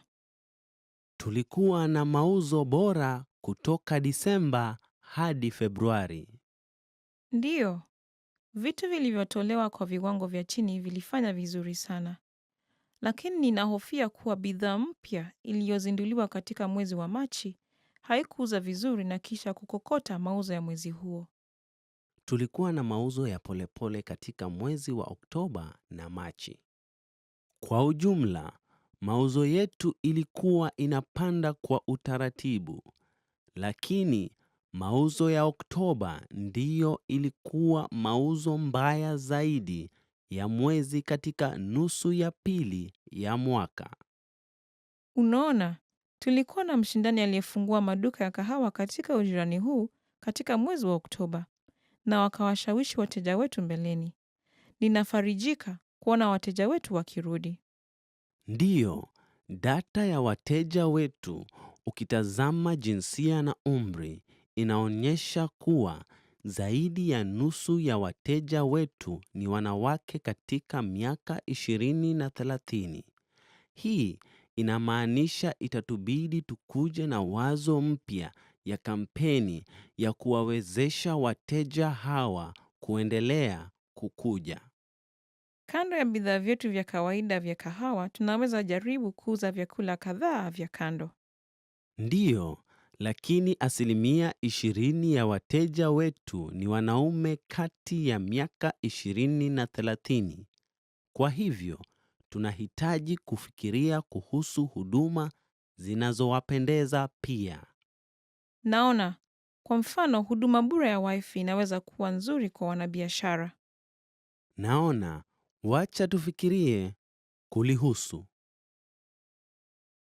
Mwanamume analalamika kuhusu bidhaa alizonunua kwenye mtandao. Anaenda kubadilisha nini? Ndiyo, hii ni laini ya huduma ya wateja. Samahani, nimepokea hivi sasa nunuzo zangu, lakini hii siyo niliyoagiza. Tuwie radhi. Nini hasa ndiyo shida? Niliagiza jaketi ya vifunguo 3. Hii ina vifunguo 2 pekee. Naona, hiyo pengine ni modeli isiyo sawa. Tunaomba msamaha sana kuihusu. Tutabadilisha hiyo mara moja. Kwa hivyo, unaweza kuturudishia kutumia huduma za hamali? Ndiyo, pia hili shati ni tofauti na lile nililoona kwenye tovuti yenu. Hii siyo nililotarajia, kwa hivyo ningelipenda kulirudisha. Nini ni tofauti? Nilidhani ni tishati bila kola, lakini limetokea kuwa shati la shingo ndefu na kola. Naona, umeshakata kibandiko? Ndiyo, nishakikata, lakini hili siyo kwa hakika linavyofanana kwa picha. Bado waweza kukirudisha? Bwana, tuna shati hizi kwa aina zilizo na kola na ambazo hazina kola. Data yetu inaonyesha kuwa umechagua lililo nalo. Kweli, basi inaonekana nilibonyeza bidhaa nisiyotaka. Tunaweza badilisha bidhaa kama bado kina kibandiko, lakini itakuwa ngumu kufanya hivyo kama imeshakatwa. Naona, Basi waweza kubadilisha jaketi pekee? Bila shaka. Tena, tuwie radhi kwa usumbufu. Anaenda kubadilisha nini?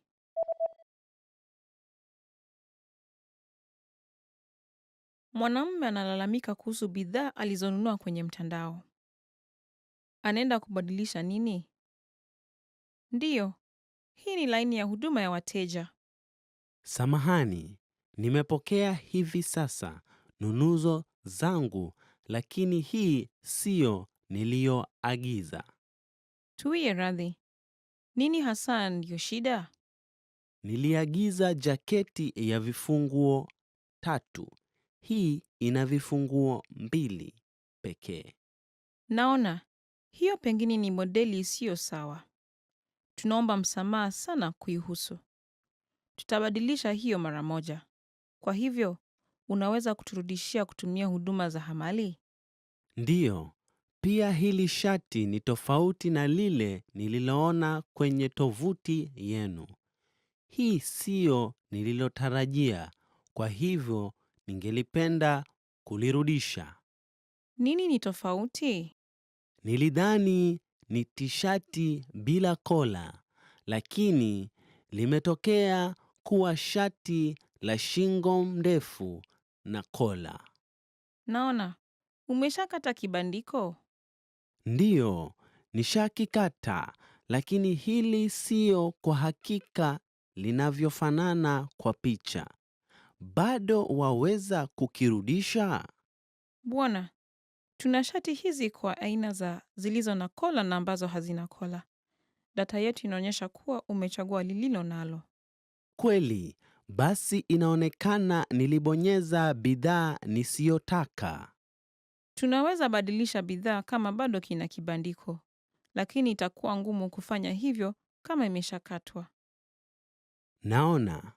Basi waweza kubadilisha jaketi pekee? Bila shaka. Tena, tuwie radhi kwa usumbufu. Did you get it right? I hope you learned something from this quiz. Let us know if you have any questions. See you next time. Want to speak real Swahili from your first lesson? Sign up for your free lifetime account at SwahiliPod101.com. 10 questions you should know. Welcome and have fun. Jina lako ni nani? Jina lako ni nani? What's your name?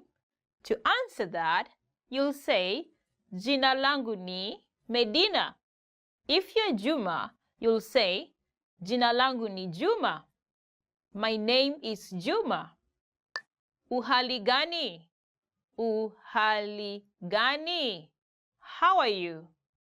To answer that, you'll say, Njema, I'm fine. Or fine. Uhali gani fine? I'm fine. Ulizaliwa wapi? Ulizaliwa wapi? Where are you from? To answer that, I'll give the name of my country. Kenya. Ulizaliwa wapi? Kenya. If you're born in the United States, you'll say, America. Ulizaliwa wapi? America. Siku yako ya kuzaliwa ni lini? Siku yako ya kuzaliwa ni lini? When is your birthday?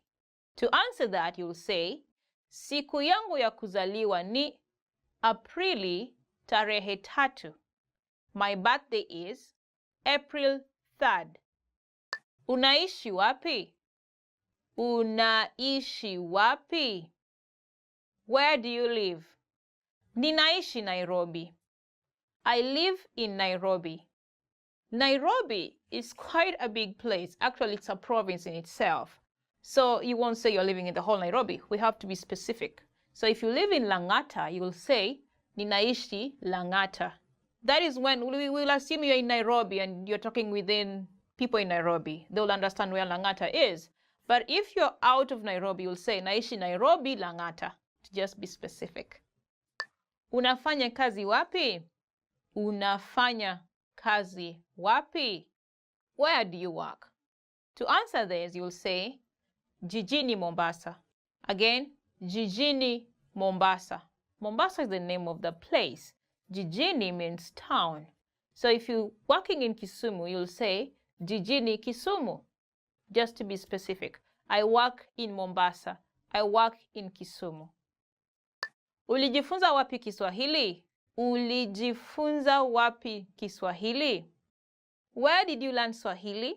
For that, you can answer by saying, katika swahilipod101.com. From swahilipod101.com. Je, unapenda chakula cha Kenya? Je, unapenda chakula cha Kenya? Do you like Kenyan food? To answer that, you will say, ndio, napenda. Yes, I love it. Yes, I like Kenyan food. In Kenya, we have varieties of food, and I'm sure you like it. The most staple food in Kenya is ugali. Ugali is like cornbread. It's made from white flour, white corn flour. It's not very hard. Something like rice, but in the flour form, but cooked. You don't eat the flour, it's cooked. So it's cornbread. Now you eat cornbread with different kinds of stews. You can eat it with bean stew, beef stew, name any kind of stew. And then we also have vegetables. I'm sure you'll like it. Try it out. Umeshawahi kuwa Kenya? Umeshawahi kuwa Kenya? Have you been to Kenya? You can answer this by saying, hapana, ni mara yangu ya kwanza. No, it's my first time. This is a very common question to tourists who visit Kenya. So be prepared, and it will really sound cool if you can answer in Swahili. Hapana, ni mara yangu ya kwanza. Hii unauza pesa ngapi? Hii unauza pesa ngapi? How much is this? To answer that, you can say, shilingi 10 za Kenya. 10 is the price. So you can keep changing that and say, shilingi 50 za Kenya. 50 shillings, Kenya shillings. This will be a very useful phrase to use when you're going shopping. Of course, I'm sure you're going to buy souvenirs for your family members back in your country. So having this word on your fingertips will be very useful. Tafadhali, naomba ujue umenikanyaga. Oh, mimi? Ndio, kwa vidole za mguu. Pole sana. Want to speak real Swahili from your first lesson? Sign up for your free lifetime account at SwahiliPod101.com. Do you know how to say thank you in Swahili? In this lesson, you'll learn 3 different ways to say it. Let's start with the easiest one. Asante.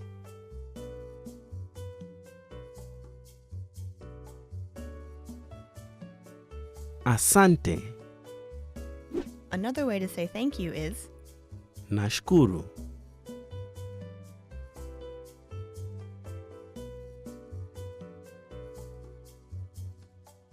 Nashukuru.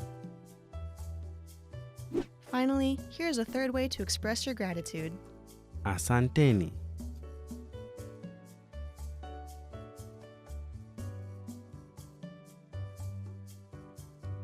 Asanteni. Okay, let's wrap up this lesson by recapping what we've learned. Asante. Asante. Nashukuru.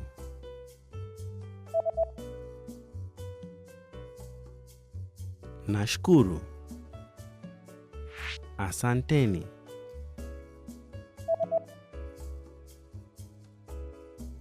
Asanteni. Well done! You just learned 3 different ways to say thank you in Swahili. Do you know how to say I love you in Swahili? In this lesson, you'll learn 3 different ways to say it. Let's start with how to express your feelings to your loved one. Nakupenda. Nakupenda. Nakupenda. Or if you want to explain those butterflies in your stomach, you can say, Nimekupenda. Nimekupenda.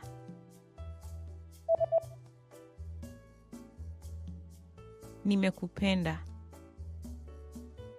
and when you feel that I love you is not enough, you can say, Maneno hayawezi kueleza upendo wangu kwako.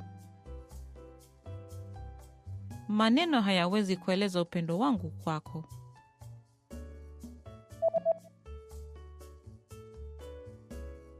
Maneno hayawezi kueleza upendo wangu kwako.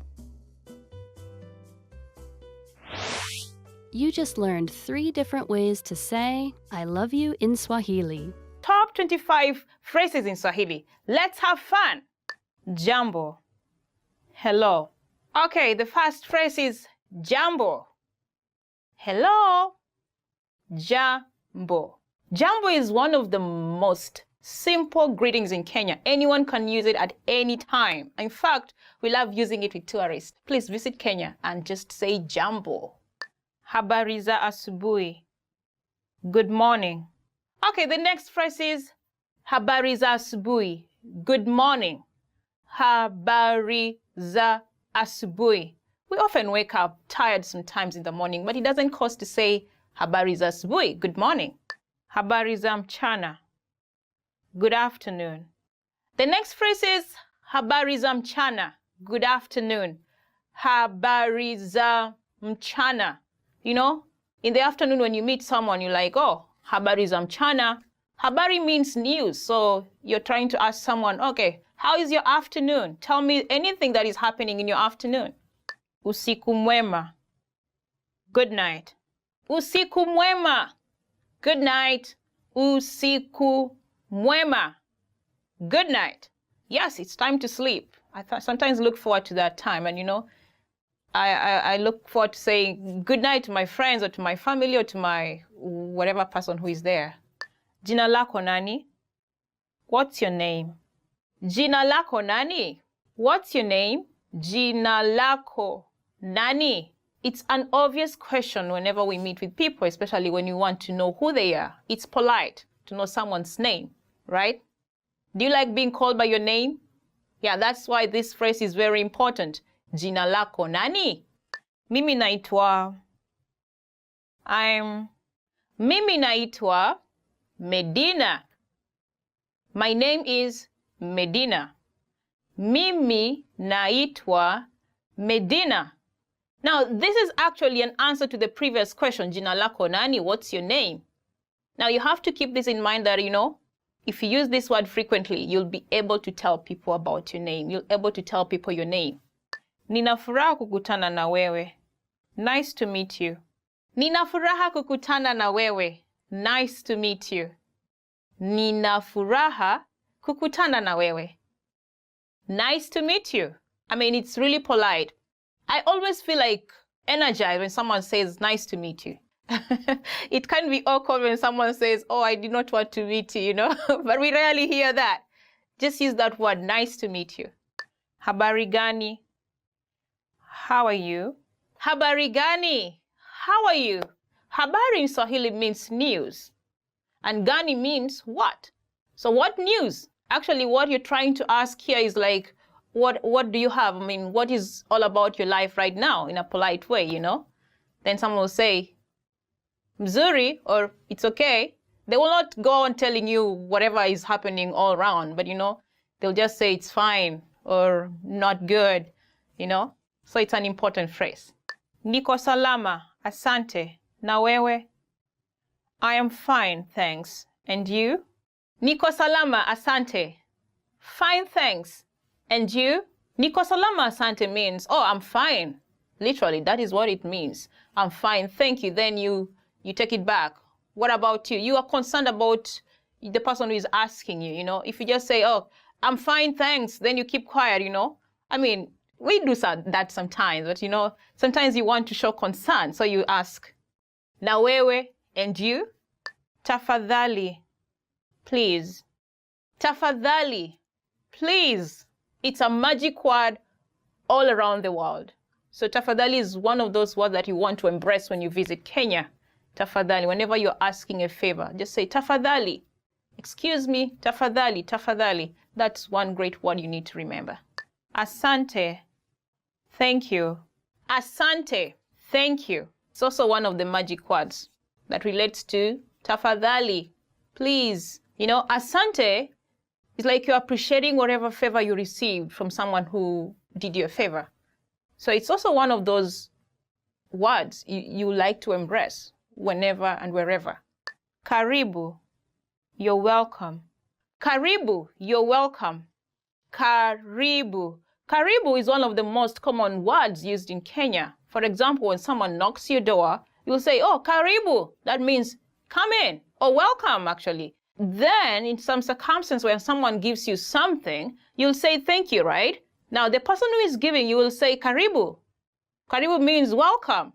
So it can be a joke, but you know what? You can go and ask them, or you can go and ask as many favors as you can, because they said karibu. I mean, that's a joke. You don't have to take it seriously, though. Dio, yes. Dio, yes. Dio. Dio is a response. Whenever someone asks a question, you can say dio if it's a positive answer, to the question. It depends. You know, there are the yes, no questions. Yeah, that is where it lies. Dio. Umefika Kenya? Dio. Umekula chakula? Dio. Umefika Kenya means, have you arrived in Kenya? You'll say yes, which is ndio. Have you eaten food? Umekula chakula? You'll say ndio, yes. Hapana, no. Hapana, no. Hapana. Hapana is an answer to the yes-no question, just like dio. Dio means yes, as we looked at it previously. Now here it's no. Umefika Kenya? Hapana. Have you arrived in Kenya? No. Umekula chakula? Have you eaten food? No. Hapana. Sawa. Okay. Sawa. Okay. Sawa. Okay. Sawa. Sawa is used to acknowledge that you agree to whatever has been said. For example, you can say, sawa, nimeelewa maelezo yako. Okay, I've understood the explanation. Niwie radhi. Excuse me. Niwie radhi. Excuse me. Niwie radhi. This is a very handy word, especially when you want someone to excuse you for something. Niwie radhi. Naweza angalia mzigo wako? Excuse me, can I check your bag? Samahani. I'm sorry. Samahani. I am sorry. Samahani. Samahani is also one of those polite words that you really need to remember. It comes handy when you make a mistake. Samahani, nimechelewa. I'm very sorry that I'm late. Ni saa ngapi? What time is it? Ni saa ngapi? What time is it? Ni saa ngapi? Of course, you'll want to know time. If you cannot see the time, probably there's no wall clock around, or perhaps your phone is off to check, or perhaps you forgot your wristwatch. You'll ask your friend, ni saa ngapi? Msala ni wapi? Where is the restroom? Msalani ni wapi? Where is the restroom? Msalani ni wapi? Now, for real, you may need this word really, especially if nature keeps calling on you. You know, you may want to ask, hey, tafadhali, msalani ni wapi? Excuse me, where is the restroom? Subiri kidogo. Wait a moment. Subiri kidogo. Wait a moment. Subiri kidogo. When you're caught up doing something and someone asks for a favor, you may use this word. Just a moment. Subiri kidogo. Bei ya hii ni nini? How much is this? Bei ya hii ni nini? How much is this? Bei ya hii ni nini? How much is this? Bei ya hii ni nini? Now, he there stands for the thing that you want to buy. For example, you can say, bei ya hii nguo ni nini? How much is this dress? Saidia, help. Saidia, help. Saidia. Saidia! Imagine you're drowning. What will you do? You'll shout, Saidia! Help! When you're in trouble, this word comes in handy. I think you may want to use it. Tuonane baadaye. See you later. Tuonane baadaye. See you later. Tuonane baadaye. After you meet with your friend, you have a chat with her or him, you'll definitely say, bye, see you later, when you're parting. I think it's also one of those polite words that you may want to add to your list. Kwaheri, goodbye. Kwaheri, goodbye. Kwaheri, goodbye. Kwaheri. Now, kwaheri reminds me of those toughest moments in my life, when I went abroad to study and my family was back in my country. The toughest moments was when we were parting. I will never want to say kwaheri. I will never want to say goodbye. I will never even want to utter it out, but I will just say it with tears rolling down my cheeks. Yeah, kwaheri. It's a good word to use whenever you're parting. Sijui, I don't know. Sijui, I don't know. Sijui. This is a word that you'll use when you acknowledge that for sure you're not sure about the answer to the question or to the situation that is happening at the moment. Some people think it's impolite to say sijui, especially when you're asking for directions. They'll try to give you information which might be wrong to show that they are polite. So you got to be careful. Remember, here's what you can do to learn all of these words by heart. Drill these words with our spaced repetition flashcards, which will help cement these words into your long-term memory. Save them to the word bank, your personal vocabulary collection, where you can print out your own study sheets, or review the words with our looped vocabulary slideshow, and play it until you know all of the words. So click the link in the description right now and sign up for your free lifetime account to get these lessons and study tools.